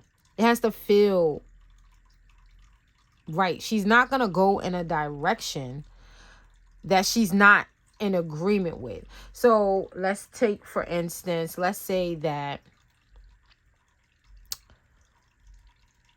the Queen of Cups, let's say someone is witnessing that maybe like the boss is someone always had the weekends off, right? And then the boss hired someone else, like, you know, hired a new person, and now all of a sudden this person has to work every freaking weekend because this new person came in and the boss likes them and doesn't want them to work on the weekends. So gave this person their schedule without even talking to them, without even communicating with them. The Queen of Cups wouldn't do that. If the Queen of Cups had a situation where they hired a new person and this person wasn't able to work a specific schedule, before the Queen of Cups would go and just pull days from someone else or change up someone's schedule, she would have a conversation with them and let them know the situation and create a win-win solution. Maybe she'll tell this new employee, well, I might be able to get you hours on, I could definitely give you hours on these days, but if that doesn't work with you, I won't be able to give you a lot of hours, but I'll be able to give you these hours. You know, the Queen of Cups would try to find a way to create win-win solutions. But there are some people someone who just doesn't care. You know, they might not do that. They might just say, hey, you work the schedule that I give you. Or, you know what I'm saying? You know what? I like you and I don't like this person. So, you know what? I'm just going to change their hours. And if they don't like it, too bad. You know, that's not how the Queen of Cups will operate. The Queen of Cups would not operate like that. You know, if it doesn't feel right, they're not doing it. And that's how I feel that this collective is headstrong. It's like they follow their heart. They pay attention to how things feel to them. And they do their best. They say they're able to put themselves in the other person's shoe and say, hey, I believe that you reap what you sow. How would I like it if somebody did that to me, to the best of their ability? Because sometimes, you know, we're not, you know, sometimes, you know, we're just going about our business. We're not thinking about, you know, how other people feel. You know, Five of Swords, you know, when we're making decisions for our lives, you know, and, you know, we're not, you know, but for the most part, I feel that this collective is operating, you know, from the Queen of Cups energy. Then this collective is saying, you know what, before I make a decision, I'm considering, you know, all parties that are involved. I'm thinking about how they would feel about it too. Nice energy. Okay. All right. What does this collective demand of themselves? Ooh. See, I told you that King of Wands was getting ready to come back out again. This King of Wands is commanding, all right, is insisting. Look, there go that Justice energy at the bottom. Is consisting that alignment. Alignment. Look, his wand and his work. All right, his actions is lining up with the things that his actions are in perfect alignment with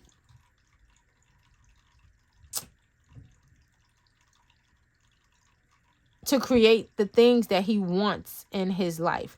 Why? Because he's practicing self-mastery. Okay, he's paying attention to the details of his life. All right, because he's creating masterpieces. He wants to create, he wants to be a master. So alignment is very important to him. See, all his pentacles are in alignment. His wand is standing straight up.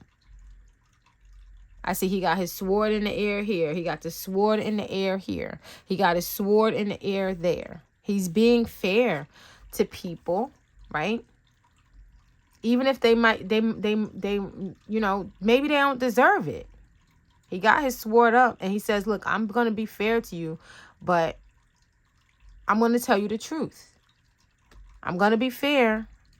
I'm going to speak from my heart and I'm going to tell you the truth. This person does honest work.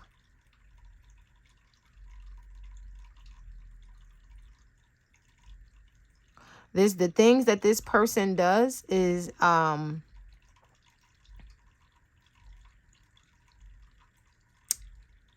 action that this person takes is to create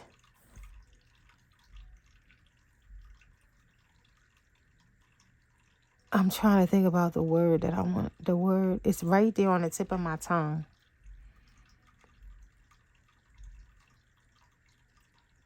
This is Virgo energy.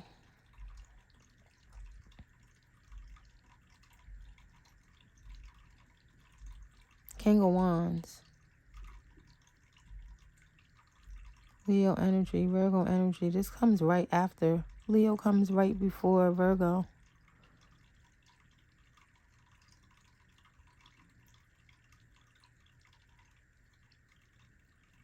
Yeah. This person demands this person has, all right, so the people, all right, the people in this collective has high standards of themselves, right? So they hold themselves accountable to things being right. If even maybe like this is Leo energy, and sometimes Leo could be a little perfectionist, right? I know that because I'm a Leo, right? So even like when I'm at work, and I work at a gas station that sells sandwiches, right? Right. So sometimes I have to work in a deli. Sometimes I have to work in a register. Sometimes I'm pumping gas, not usually. I don't pump, not like how I used to.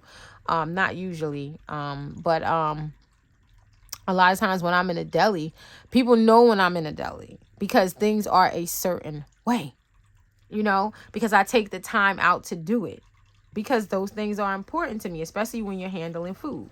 Right. Even when I'm at the register, when I'm counting out money, all my bills are facing the same way. I always have like a specific amount of change in my drawer when I close out for the day.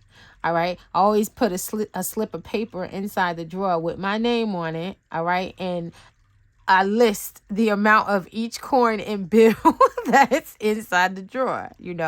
People could always tell where I was working at in that area because it's always going to be clean. It's always going to be orderly.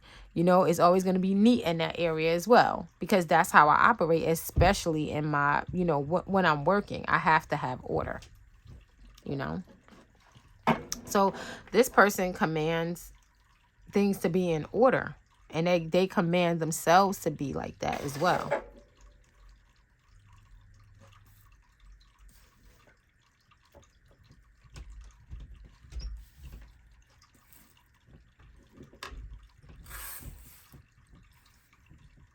Okay. All right. Now, where does ambition lead? Oops. That justice card wants to keep on coming out. Where does ambition lead this collective? Okay. To introspection, so that they could gain more wisdom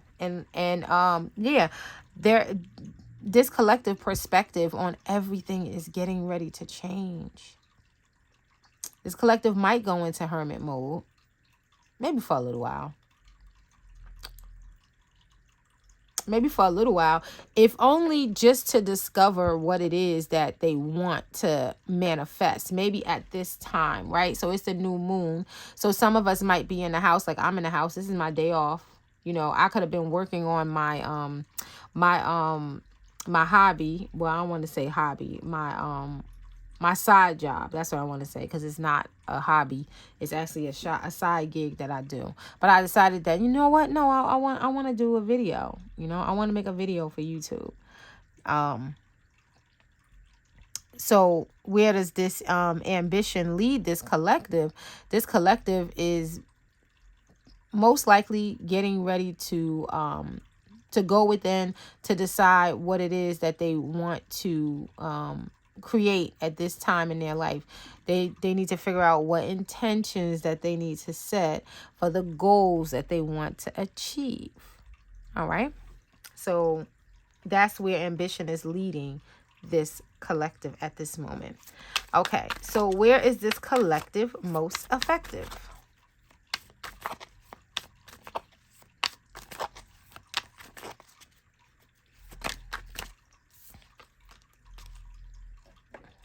When they're being spontaneous.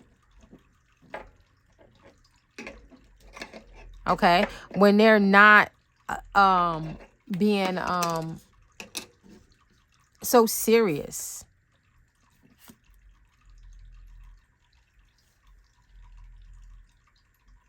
Okay.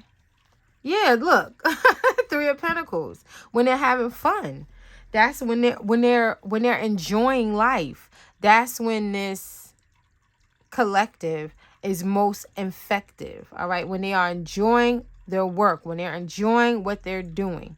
So even though they might be a perfectionist, as long as they are enjoying what they're doing, they're going to be extremely effective no matter what it is. And this 3 keep on coming up. And remember, the last time I looked at the clock, it was 333.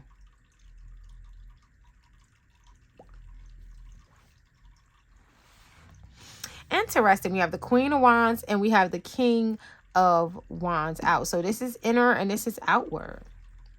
So this collective is perfect, is balanced, is very, very, very extremely balanced right now. King of Wands and the Queen of Cups. That is a great match. That's a great match. They're both very intuitive. These are both extremely intuitive energies. Nice. I like that.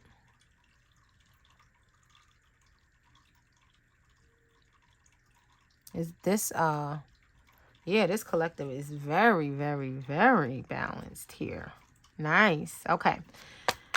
How is this collective courageous? This is the last card. Oh, here we go. 5 of Cups. I mean, 5 of Pentacles. Okay, so yeah, look, the Page of Cups. All right. So sometimes, right? Sometimes we might drop the ball. Sometimes we might make mistakes. We might not make the best decisions, right? We got the 5 of Pentacles, but this collective doesn't give up. Okay, even if they feel like, you know what, things aren't going my way. All right. But as you can see, like, these people, like, they haven't given up. Like, this person right here is still standing up and still walking, even though it's really, really cold out here. Now, the key, and just like you see this page, the Page of Cups, he looks very, very, very upset because he let his fish get out of the cup. He let his fish get away. All right. I think that the collective also has to, like, you know, they're being courageous and they're like, you know what, no matter what things, no matter, you know, what life, if life gives me lemons, I'm going to make lemonade. You know what I mean? If my toast, if my toast, you know, comes out the toaster burnt, I'm just going to scrape that burntness off because I know that beneath it is going to be good bread to eat, right? Okay. The collective also has to recognize that there are support systems set up, all right, to help them through introspection. Okay, so as long as this collective, because and that's why I feel like, you know, like this collective is courageous, and that's why I'm saying, you know, even though this is a card of being spiritually bankrupt or even financially bankrupt. Okay, now we all go through hardships, you know, in different ways. You know, we all, you know, sometimes, you know, we're not at our best, you know, mentally, you know, from different things. You know, we could have, you know, something traumatic in someone else's life, you know, could have affected us emotionally, you know, because we are natural empaths, right? This collective is a bunch of empaths. And you know, sometimes, you know, things might not happen to us directly. You know, we might see someone else going through something and it could, you know, affect us mentally, you know, and then like even like spiritually, you know, sometimes, you know, it's not easy always to wake up on the right side of the bed. You know, we got to go take a shower. You know, you got to brush your teeth, groom your hair, you know, turn some music on, you know, and lift your spirits up. You know, sometimes, you know, the energy just isn't there. Sometimes we have to create it. So when it comes to us showing up in this energy, and being courageous, all right, I think that it's the ability that this collective has is to say, you know what, I'm gonna go within so I don't have to go without. Okay, these three people, all right, are actually, somebody is playing loud music or singing in a mic or something. I don't know. That's a good sign. In this picture, that's a church. So these three people are standing outside the church. I don't know if they know that they could go and get support if they just go and knock on the door. But whatever's going on, this person is carrying a bag. See, she's carrying a bag on her back. All right. She feels she's very overwhelmed and burdened, and it's freaking freezing outside, and she doesn't even have on shoes. You know, and these people, look, they're trying to stay together. They're trying to stay together and be warm, and he can't even keep his head up, but he got his hat out, you know, for a handout. I don't know if these people have been kicked out of the church, or feel like, you know, like they won't be accepted. But this collective should know that as they go within, you will not go without. You will not go without. And when you go within, you'll be able to go on a new journey as well. Okay. All right, so that's that. That's that reading. All right. That's the Aries energy. Which is interesting. Okay, so now the next one that we are going to do is around the Tower card.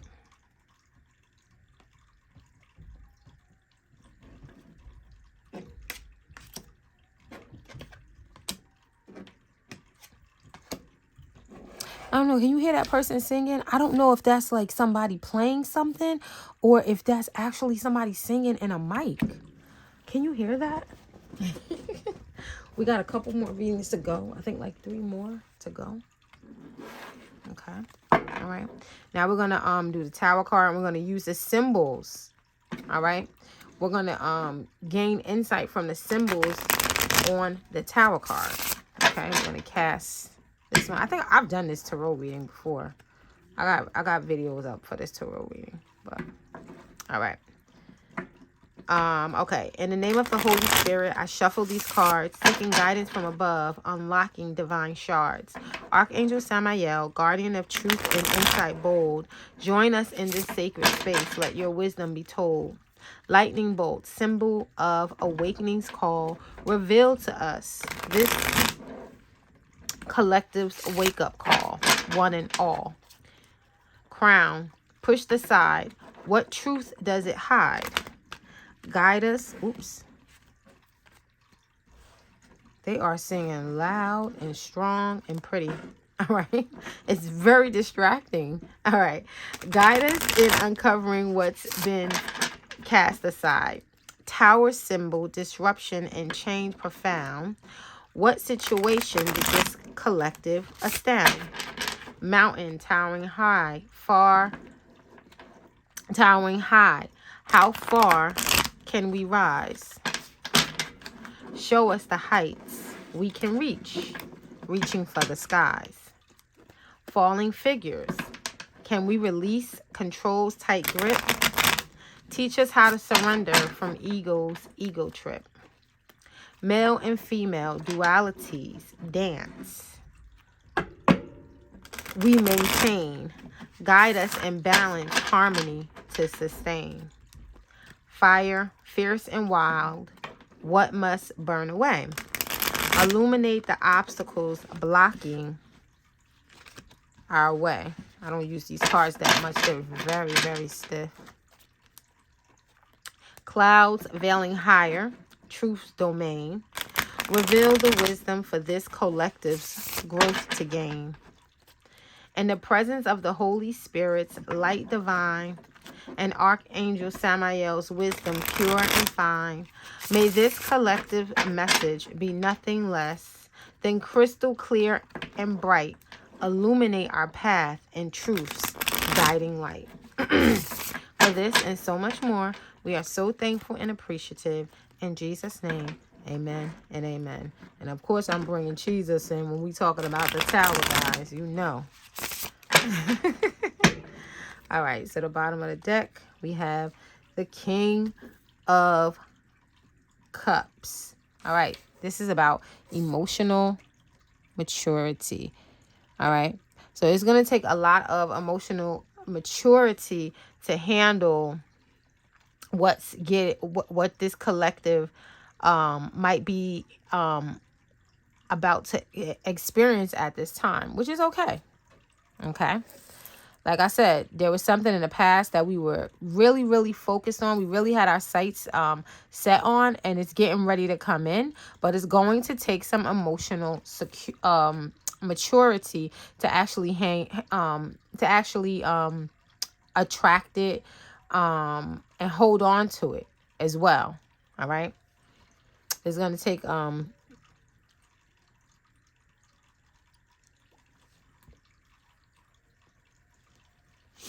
some emotional security. But as we can see, right, we're very, very, very prepared. Look, we have all the tools that we need.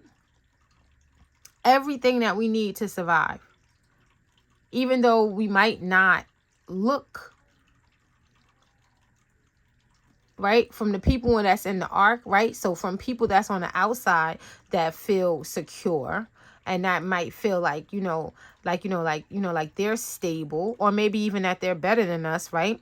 Because they might have more than us. I mean, look, they have a fucking ark. You know what I mean? We're just sitting on an island. They can't see how prepared that we are. They can't see that. They don't know what's on the other end of this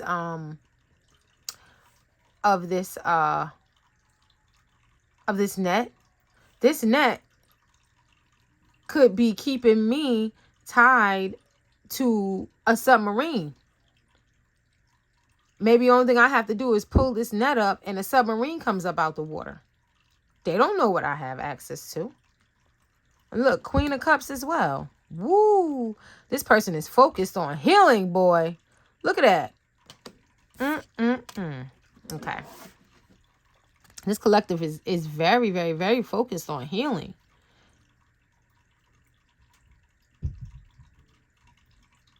Wow. That's what this tower is about. That's what you was focused on. There's some type of healing that you wanted to take place, and you were having not only were you focusing on it with that star energy, you were practicing faith. You were practicing blind faith, and you were allowing yourself to be vulnerable. You was like, I don't give a fuck what people think about me. I don't give a fuck what they say about me. I'm going to change my life. I'm going to experience this. Things are going to change. And guess what? The judgment is yes. Gabriel blew his horn and said, yep, let's go. Let's go. Get on that ark. The ark is coming for you. That's what it is. This ark is headed directly towards you. And whether the ark came or not, you were prepared. But the ark is coming to rescue you. And when you get on this ark, you're going to have a net full of, you're going to have a bunch of resources to share with them, because this net, you was catching fish. So the ark is coming for you. That's why Gabriel blew the horn, to let you know that the ark is coming. Wow. Okay. So what's the wake-up call for this collective? Even though I probably already said it. What's the wake-up call for this collective? Please and thank you.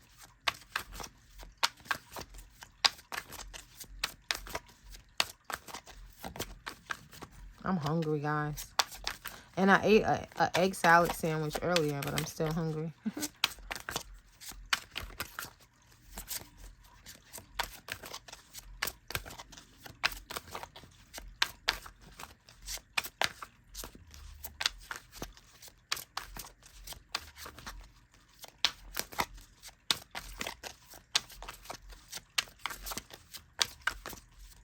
What's the wake-up call for this collective? Please and thank you.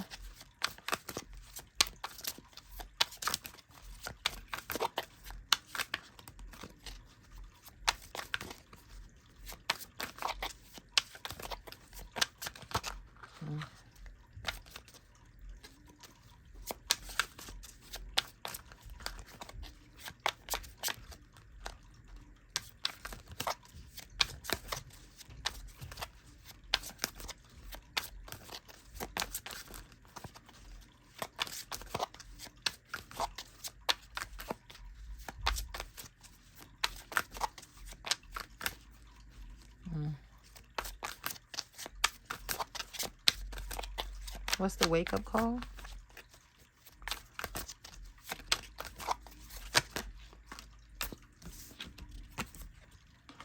Okay, so the wake-up call is that you're headed in the right direction, even if you can't see which way that you're going. All right, you're gonna have to use your imagination at this time with this moon energy. Okay, because there's just some things that are just not going to be disclosed to you. However, what you should know and believe is that you have an invisible support system that you can't see, that there really are people that is rooting for you. There's really people that actually are protecting you, all right? And they're protecting you from from your open and hidden enemies. As you can see, right, this crab is actually coming to the land, right? And you see this dog and this wolf is howling. Now, the crab was trying to get away from this person because why? Because this person was trying to kill the crab, right? As you can see, he has a knife in his hand and everything. Now, see, these birds are coming out of these pillars right here, and they're getting ready to attack this man. So this crab is running from this man into something where he doesn't even know, what this dog and this wolf is going to do to him. But he's more afraid of the man because the man has a knife. The dog and the wolf isn't looking at him, even though they look scary. They're not really paying him any attention. He might even be able to hurt one of them, hurt one, and then they both run off.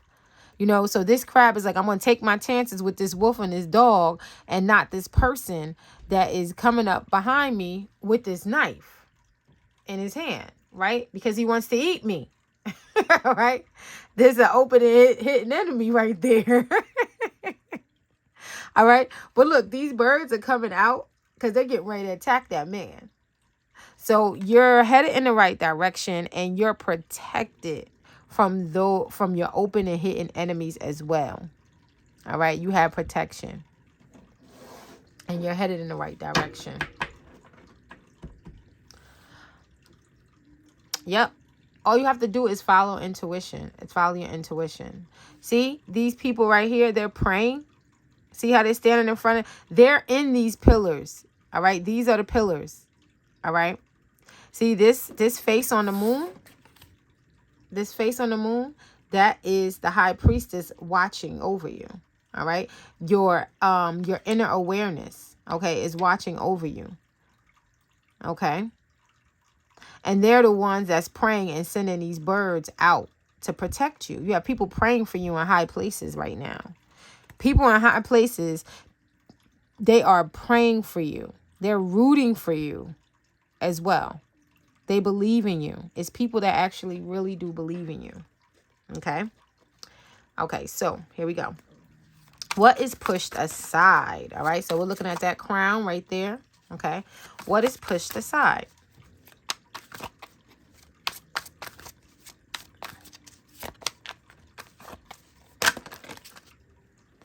We have the Six of Wands. Okay, pushed aside. We have the Three of Wands and the Six of Wands.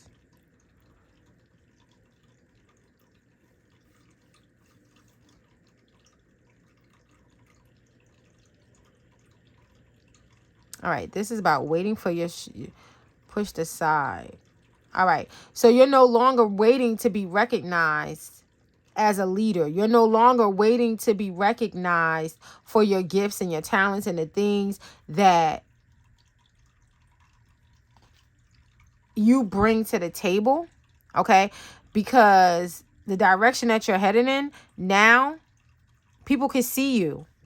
Now you're being seen for what it is that you actually bring to the table, for how valuable that you really are. I still have this, I still have the Hierophant card up as well. All right, on the bottom of from the bottom of the deck, I still have the Hierophant up. Okay, you see that? Let's move this over a little bit. I'm so hungry. Oh my God, my stomach is growling. All right, can you see it? Can you see it? Can you see it? Can you see it? Okay. All right, there we go. All right. Yeah. So you no longer have to wait to be recognized. All right. You were being patient, trying to wait, like, oh, I'll just wait my turn. I'll just wait my turn. It's your turn. That's what this tower is coming in to tell you. It's your turn. All right. It's definitely your turn. All right. Okay. So what situation did this collective create? What is this tower? Oh, that was the Judgment card right there. Right there. Judgment's in your favor. You're getting this rebirth. Okay? You're getting this rebirth. That's what you were focused on. You were like, man, I want another chance. Okay, so what look at this. Knight of Pentacles. Something was coming in slow for you. Okay, so what happened was there was something that you was creating, right? Something that you was focused on, right? And it was coming so slow, all right? Or you might have already created it once in the past, right? You might have already had an opportunity where you had a leadership role and you screwed up, right? You bombed out, right? We saw that page, remember the Page of Cups, right? We dropped the ball maybe sometime in our past, right? We dropped the ball. Now you're getting another chance at it. All right, you're getting that do-over, and you were like, man, if I get another opportunity, that's what you were waiting for. You were waiting for another opportunity, to say, hey, I've grown, hey, I've matured, hey, I'm responsible now, hey, I'm able to hold myself accountable, hey, I've mastered this skill, hey, I've mastered this trade, and now I can handle this responsibility.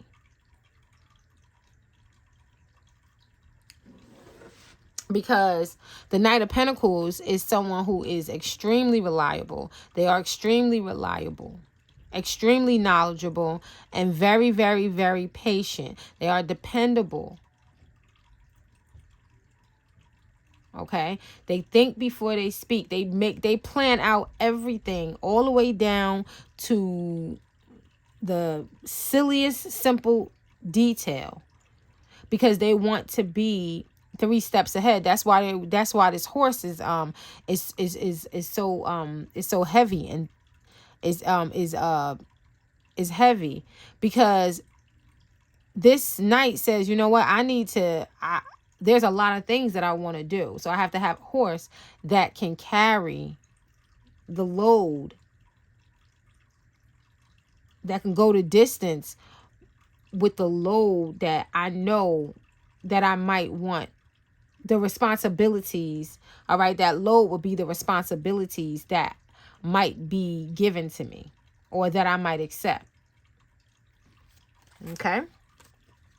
All right. So how high can this collective reach?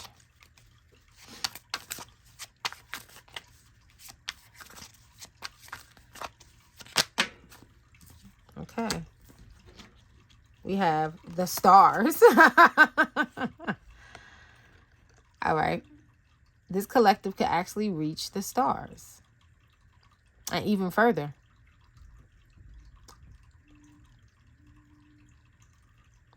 This collective is healing so rapidly that it's causing people to talk about it, about where they came from in the past. The negative things that people know about you, whatever things, that people know about your past. You're healing so rapidly, you're growing so fast that people are actually like amazed, and they're like they're thinking about what you used to be, how toxic that you used to be, maybe how negative that you used to be.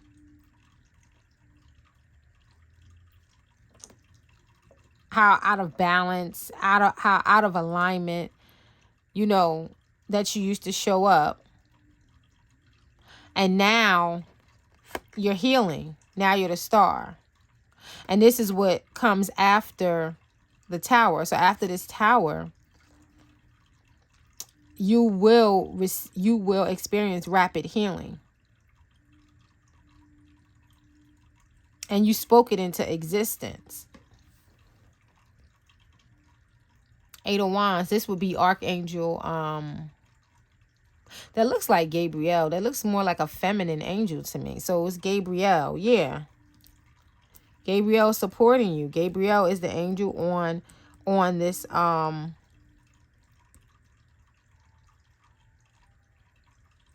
this judgment card. Even though it could be Michael, but that doesn't look like Michael. If it was Michael, it would be more masculine. This looks like a feminine angel. Oh, you can't see it. Yeah, this looks like a more feminine angel. I got to pay attention to whether this is in the camera or not. All right. Is that in the camera? Okay.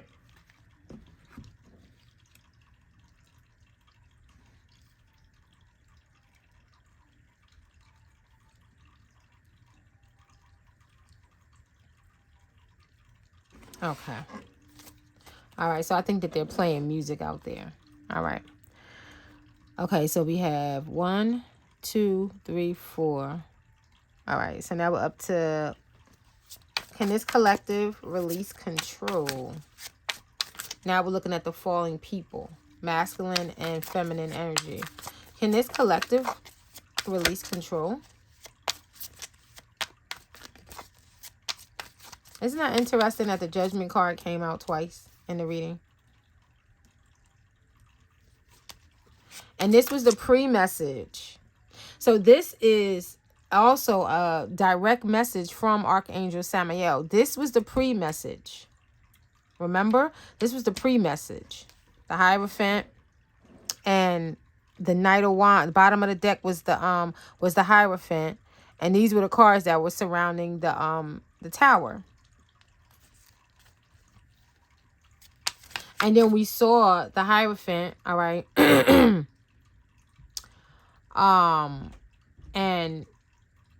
the devil, all right. So the Hierophant was actually sitting down and thinking about how he can conquer those demons, the demons that was holding him back from closing out whatever cycle or experiencing this rebirth. Closing out the cycle that, that cycle of negativity, a perpetual toxicity and burdens and trauma. This person is praying heavily. This collective has been praying, and their prayers have been heard. And speaking of praying, I also published a book. I just published a book a couple of days ago. It's called Celestial Comfort. If you go to my YouTube channel, if you go to the to the top of my YouTube channel, then you'll see the link for my Amazon author page, and that book is on there. You can get it on Kindle. You can also purchase the hard copy. I suggest that you purchase the hard copy, even though it's a couple more bucks. It's only $7.77 for the book.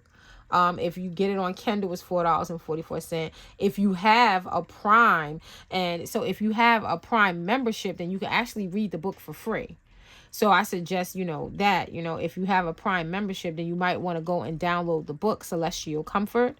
Okay. And you can read the book. And I have prayers in there to help you to connect with all of the archangels for the 7 days of the week. All right. There's 8 archangels. Okay. We have Samael, we have Archangel Raphael, Archangel Sachiel, Archangel Anael, Archangel Cassiel, Archangel Uriel, and Archangel Michael, and Archangel Gabriel. All right. And I talk about all 8 of those angels in that book. And I give you a morning, an afternoon, and a night a prayer. All right. To help you to connect with that angel of the day. All right. And then I also give you a chant. I provide you with a chant, to take into your dream time so that you can connect with those angels in your dreams. Okay. And yes, it does work because I do it all the time. Okay. I want to help you. Okay. So this is male and female, right? Oh no. 1, 2, 3, 4. 1, 2, 3, 4. All right, this is how high we can reach. That's the mountain. Now we're looking at the people falling. All right, so can this collective release control? Can this collective release control?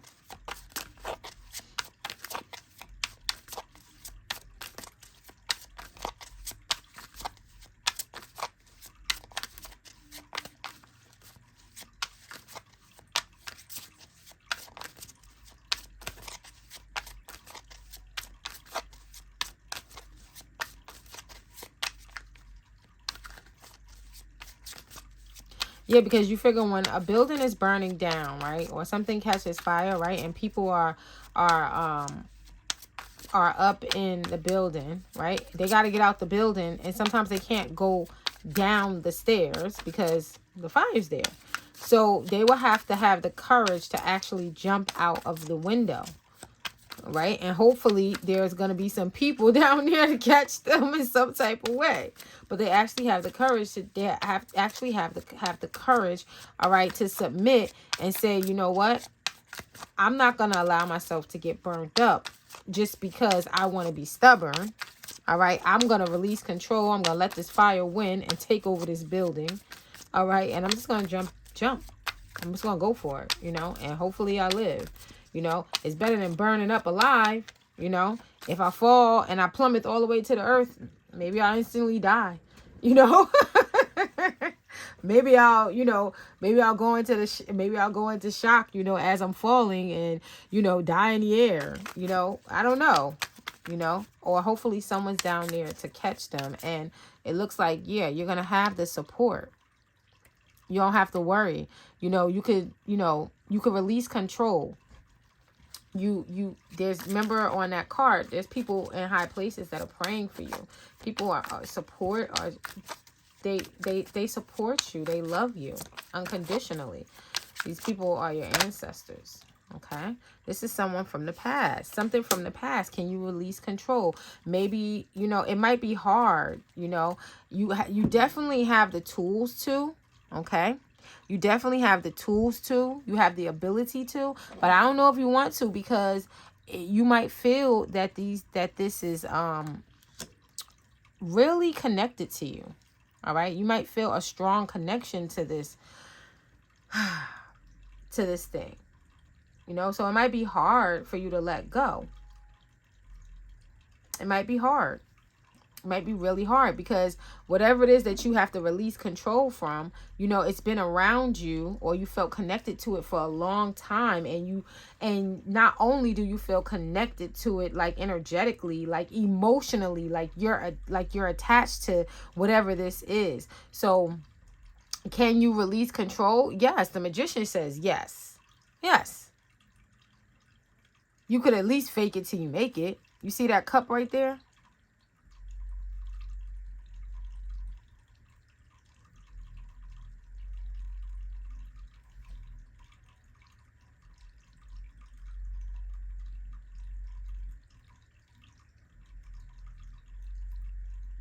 You see, yeah, like I said before, like, yeah, like you're being recognized for your gifts and your talents. There's some things from your past that you're going to have to let go. Even though so you might feel emotionally attached to these things, but you actually are prepared to let it go. I believe that you are. I believe that you're actually preparing yourself to let go of these things from your past that you feel emotionally attached to. And why? Because it's no longer serving you. Obviously, see, you're ready to heal. These things from your past, you're ready to heal and move forward quickly towards this rebirth. This is all in the line. See, we're going like this, and look how this look how this beautifully lines up. It's showing you things that's from your past, you know, that you've been holding on to. You're ready to heal from it. You know what I'm saying? Now you have faith in yourself. You know, you don't care. Look, she's naked, bathing out in the open, and there's people walking by. She doesn't even care. She's like, you know what? I need this healing. I need to cleanse myself. I need to let go of these things from my past because I want to move forward. I don't even care if people are talking about me. I don't even care. Look at these people. They're talking about you. People are talking about you. She's like, I don't even care. I don't care. They could talk about me. Let them talk about me. That's their prerogative. I'm going to go through this rebirth. I'm going to get this new life. I'm getting ready to step out and be recognized for the gifts and the talents that I have, for the wisdom that I have gained. I want to be in my purpose, and I'm prepared for it. I've been working for it. It's time for me to be out in the front. I have something to say. I have something to share. Okay. Now, all right, so how does this collective maintain duality?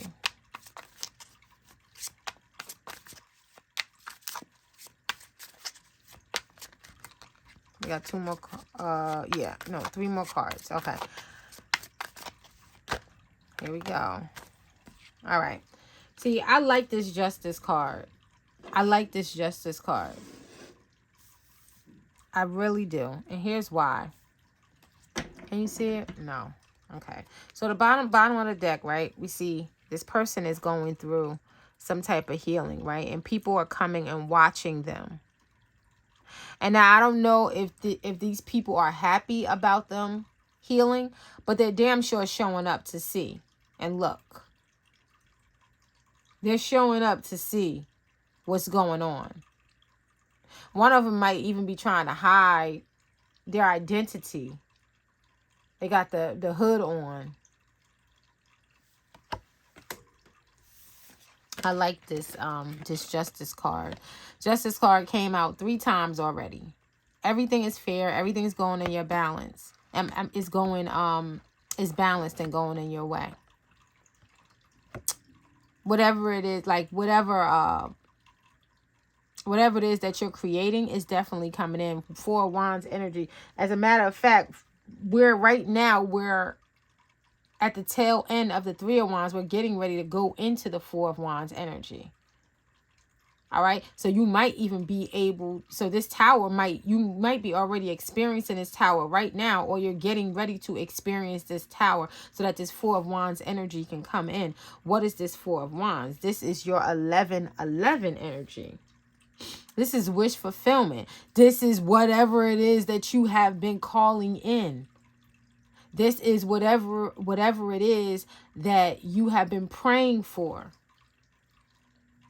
This is what you have been waiting for. 3 of Wands. And whatever it is, you're going to be recognized for it.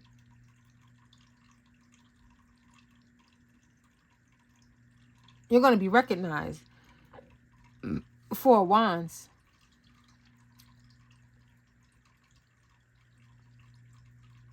You're going to be recognized as the go-to person for that. You're going to be the plug. And somebody tried to take it from you. Look at that. You were giving birth to something.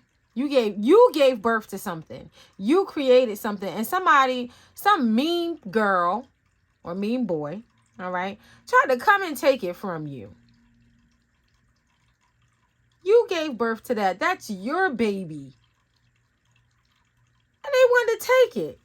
But it's not going to happen. They trying though. All right. They trying to do it in a sneaky way.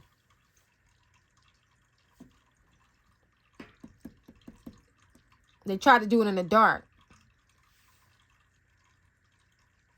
With that moon energy. They were trying to do it in a sneaky way.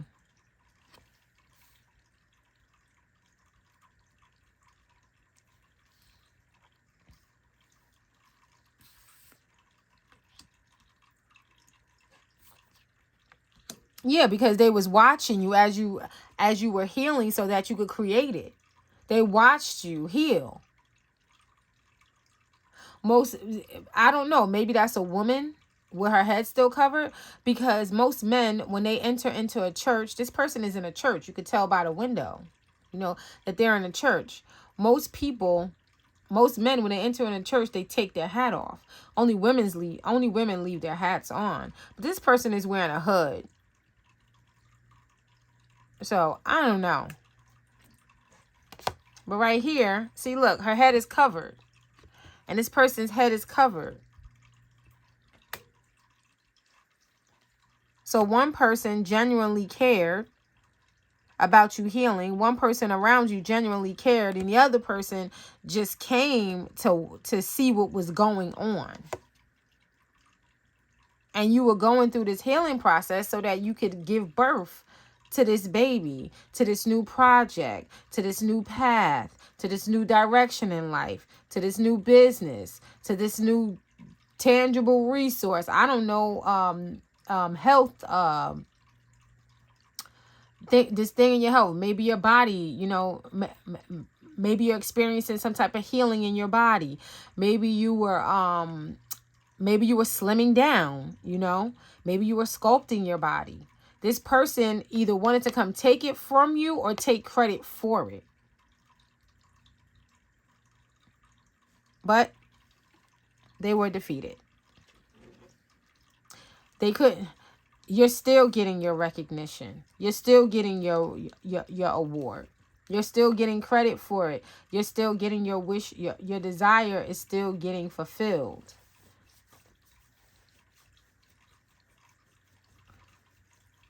All the details about it are aiming towards you, not them.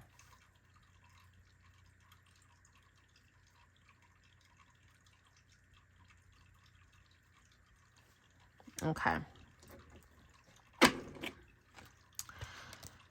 2 more cards. What must burn away? Ooh, that came out.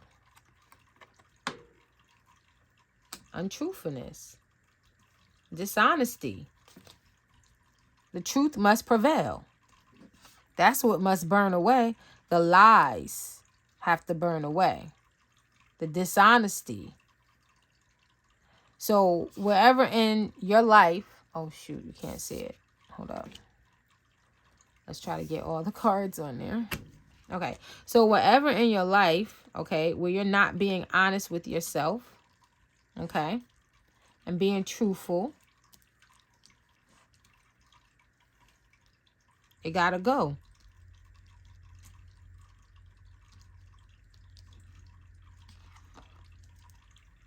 It has got to go. It got to go. It can't stay.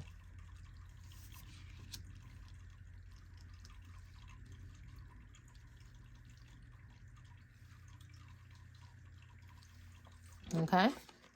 It got to go. It can't stay. Because you're getting ready to get offers. All different types of offers are coming in for you. For your creative perspective on whatever it is. You know what I'm saying? Whatever that you're being recognized, all right, for. Your creative qualities are being sought after. People are coming looking for you because of what you got in your cup and how well put together that you are.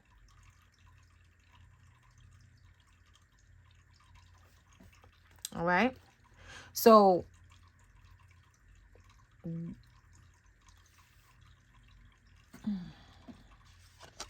look at this. This is you coming. Yeah. Look at this.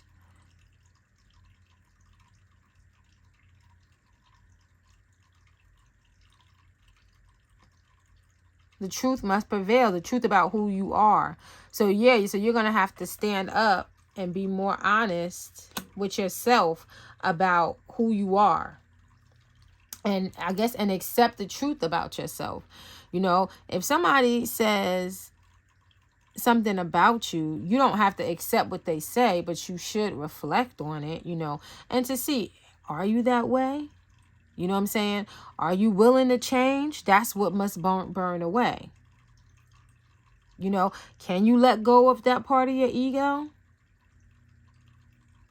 And if you did, we know that if you did, we know that it might be hard, but we know that if you did, that you would 10 times your healing coming in, 10 times you would ascend at a more rapid pace, and your desires will come in more quickly. Last card. What higher truth must this collective learn?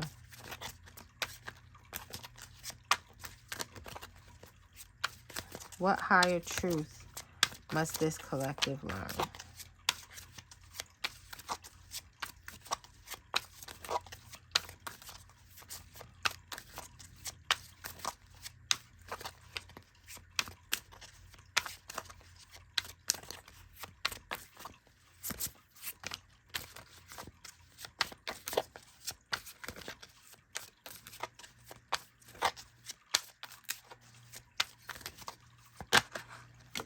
Whoops.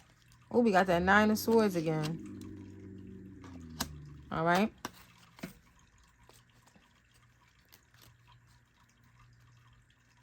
The higher truth is that all of this stuff is illusion.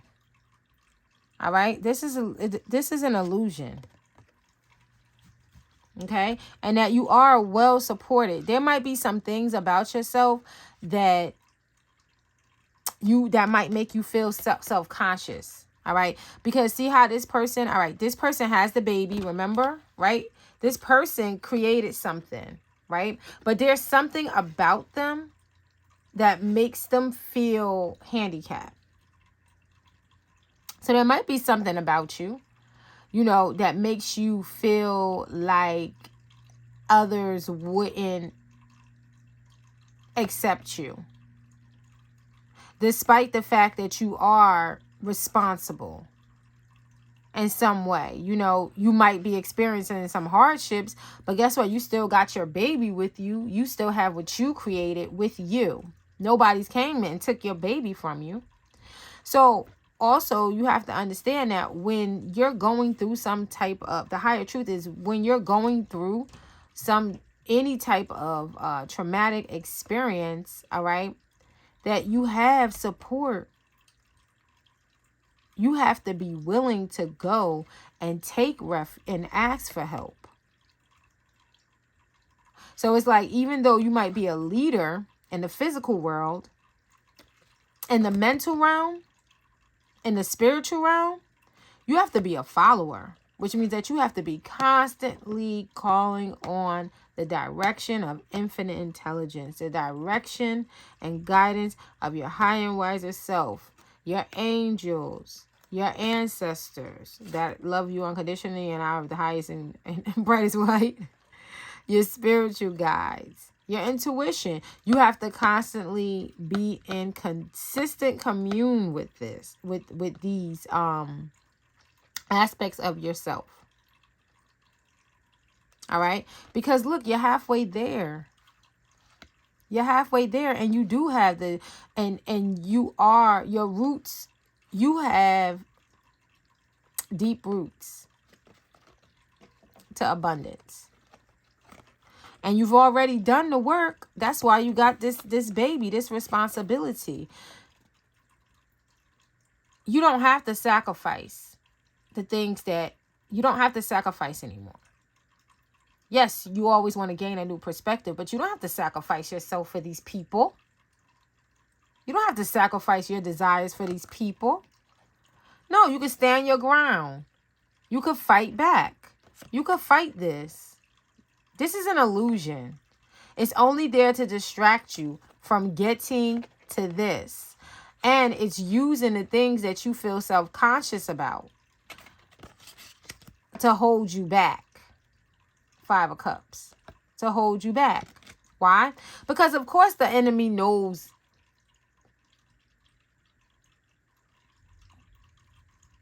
where the soft parts are in your heart. But see, the only reason why these things happen, the only reason why you experience this this heartbreak and all this pain and this trauma is because you placed unrealistic expectations on people who just wasn't even worth it. And you learned your lessons. And now you got the Midas touch. 4 of Pentacles, it keeps showing up. It keeps showing up. This is an illusion. All right? The things that you feel self-conscious about yourself, that you're worried about other people not accepting you about, they don't even matter. It doesn't even matter. And I know that, you know, it might be a little embarrassing. You know, it's a lot of things about myself, you know, that I wish I could change. And I know that people judge me on, you know, but hey, that doesn't make me any less talented. That doesn't make me any less valuable. I've had people, when they first meet me, think, I don't know what the hell they thought about me, you know, and then, but you know, like, you know, they discounted me, right? They said, oh, you know, I'm better than her, or, you know, oh, well, what did she had to offer? And then once they saw what I had to offer, it was like, oh, wait a minute, I made a bad decision. You think I'm going to give them another chance? Hell no, they're too shallow. No, why would I want to engage with someone that's that shallow? That would judge me just by how I look, or without even having a conversation with me, a real conversation. They just judged me. Maybe because of where I work, or the neighborhood that I lived in, or, you know, just how I look, you know, just how I look, how I wear my hair, the color of my skin. I've experienced all of these things, you know, and I don't deal with those people. Those people are very, very shallow. They have no depthness to them. And I don't like being around people that's like that. I don't like being around people that's going to use me either. You know? And people will use you. Let me see. What's the next one that I wanted to do? All right, so we're going to do the new moon solar eclipse as well. Oh, what did I do? I don't even know that. I might have to get the book for that one. Okay. Let's see. Let's put this right here. I forgot to pull the book out for this cards. All right. All right, so now let's see. I told you this video was going to be long, guys. All right. New moon solar eclipse illumination. Okay. This is going to be 5 cards. Okay. In the sacred stillness of this lunar eclipse night, we shuffle these cards, seeking wisdom and insight. It's about 5:03 p.m. in the afternoon. Okay. New moon solar eclipse with your energy so bright. Guide us on this journey with your celestial light. What parts of our lives must we reassess and shift? Reveal the hidden truths in the cards. Uplifting. Lift. What's emerging? Challenging who we are. Illuminate our path like a star's guiding flame. How will this eclipse cycle help us expand? Show us the opportunities that lie at our hands. Understanding why now is the celestial dance. Guide us to clarity in this divine circumstance. How can we support ourselves through discomfort? Hold, illuminate the path with guidance pure and bold. In this sacred stillness of the eclipse night, we embrace the wisdom revealed in the card's light. New moon solar eclipse with your energy so bright. Guide us on this journey through the darkness of the light. Okay, here we go.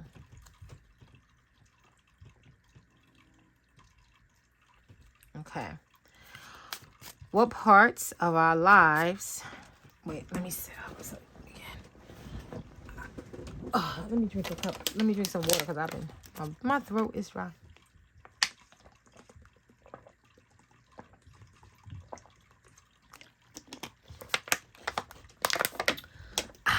Okay. What parts of our lives should we be prepared to reassess and shift during this eclipse cycle? What parts of our lives should we be prepared to reassess and shift during this eclipse cycle?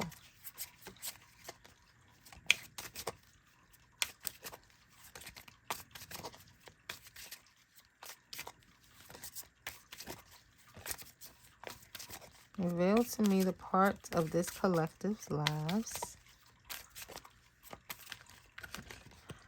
that they should be prepared to reassess and shift during this eclipse cycle.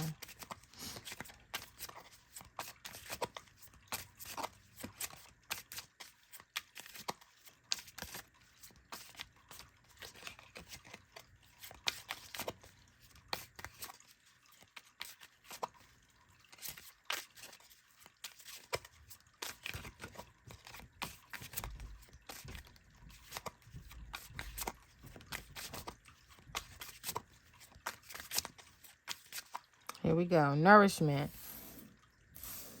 Right here. And it's a number 7 as well. This is about nourishing. Yeah, self-love. Waxing Crescent 5. Nourishment. Okay? Nourishment. Self-love. You have to feed yourself at this time, right? So we're talking about Aries. We're talking about Aries. Aries season, Aries energy. Aries is associated with the brain, the head. All right, and it's also associated with the root chakra. All right, this is the perfect time, okay, to establish stability. All right, to reinforce your security. All right, how safe and protected that you feel. This is the time when you want to cultivate those emotions. All right. And mindset. What are you, like we said before, input and output. What are you feeding yourself? What are you telling yourself when you wake up in the morning?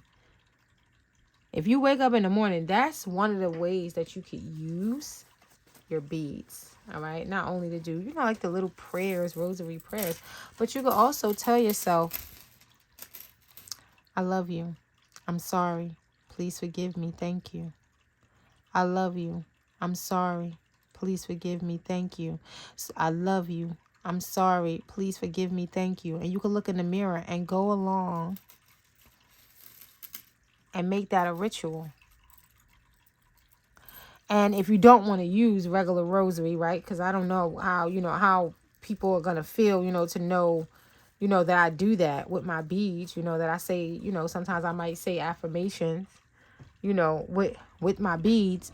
You could create beads and do that if that makes you feel better. I just, these beads actually, a old boss actually gave me these beads and I actually love them, so that's what that's what has kept me from creating my own thus far. Okay. So here we are, nourishment. Yes, what are you feeding yourself? Mindset is very important. Okay. And so the things that you're inputting, also the things that you're fueling your body with. Okay. Are you drinking enough water? Are you getting all your vitamins and minerals? Okay, that's important. Okay, lunar gift. What is emerging from within this collective that will challenge their sense of who they are? What is emerging from within this collective that will challenge their sense of who they are? I actually have 2 versions of these cards, and I should have used the other ones. I don't know why I used these. Here we go. Action. Aries energy, action. Yes, this person is now going to start to follow their heart. And look, we got abundance at the bottom of the deck. All right. So this is, this person is taking action. And look, that actually looks like, look, you see how the moon is glowing? All right. That actually looks like a solar moon. A new solar moon. All right. So now this is a new moon. That moon actually looks like a full moon to me, but we see abundance is coming in. I will have to look to see when the hunter moon is. I'm assuming that it's in the fall, but there's an 11. So someone's wish and desires, that 38 breaks down to 11. The abundance is coming in. All right. Because this person is moving from the place with their heart. You see, their heart is open. All right. They're not restricting their heart. See, our arms wide open. Arms wide open. This person is taking action and following their heart. We got 7. We got 6 here. Okay. This is alignment. This person is in alignment because they are submitting to the universe. They're showing appreciation. The appreciation and the gratitude that you are showing towards the universe is what is helping you to be in alignment for this abundance that's coming in. Okay. How will this collective help? How will this help the collective grow over this next 6 months? All right. So now let's look at the next 6 months. What growth will this collective experience?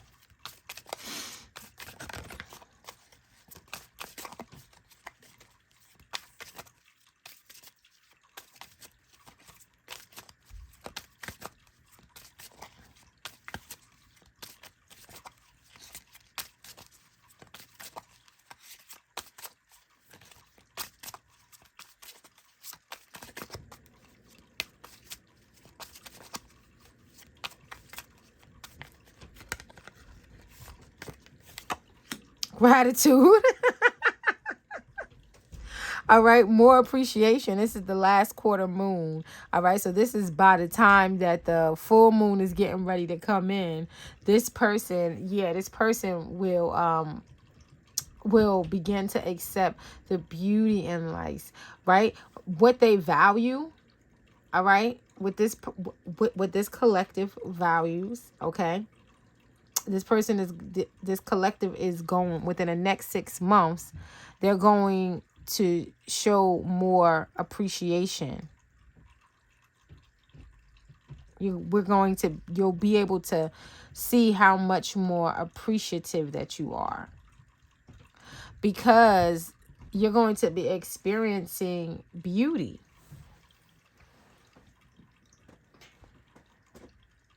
And when I see the word beauty, I think about Taurus energy immediately. That's Venus energy. We started off with Venus energy with this nourishment. Okay.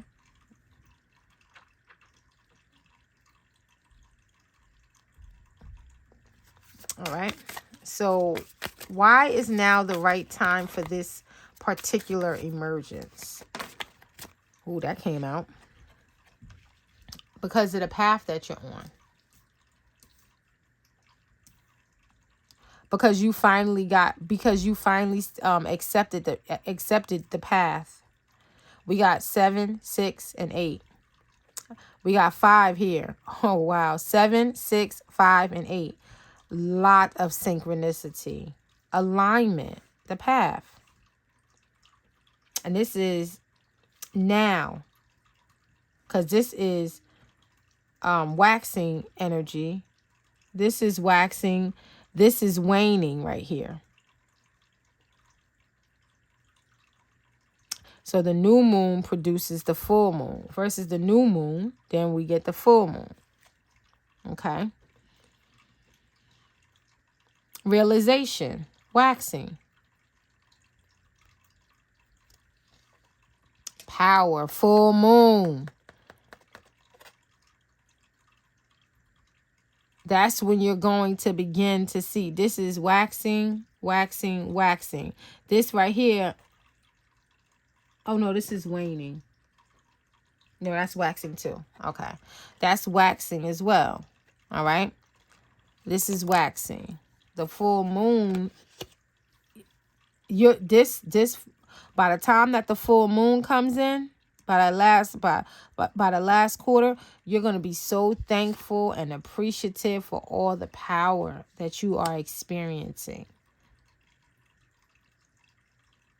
Because you decided to climb the ladder of success, to your own success, all right?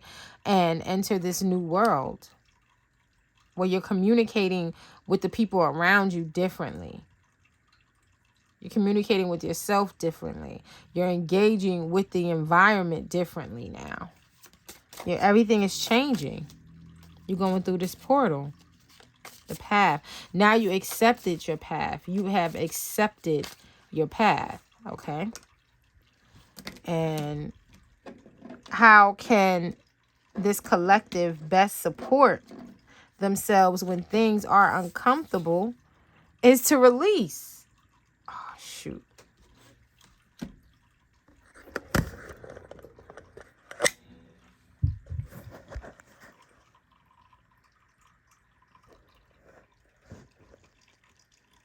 My phone is dying. I don't know if I could.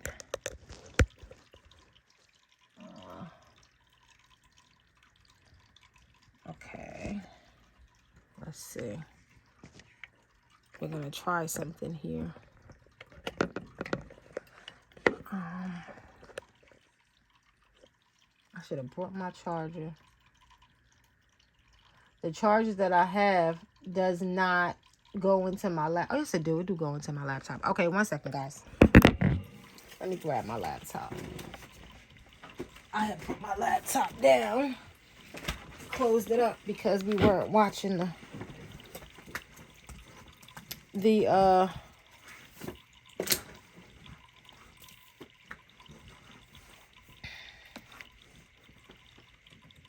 wasn't watching the solar eclipse anymore. But Let's see.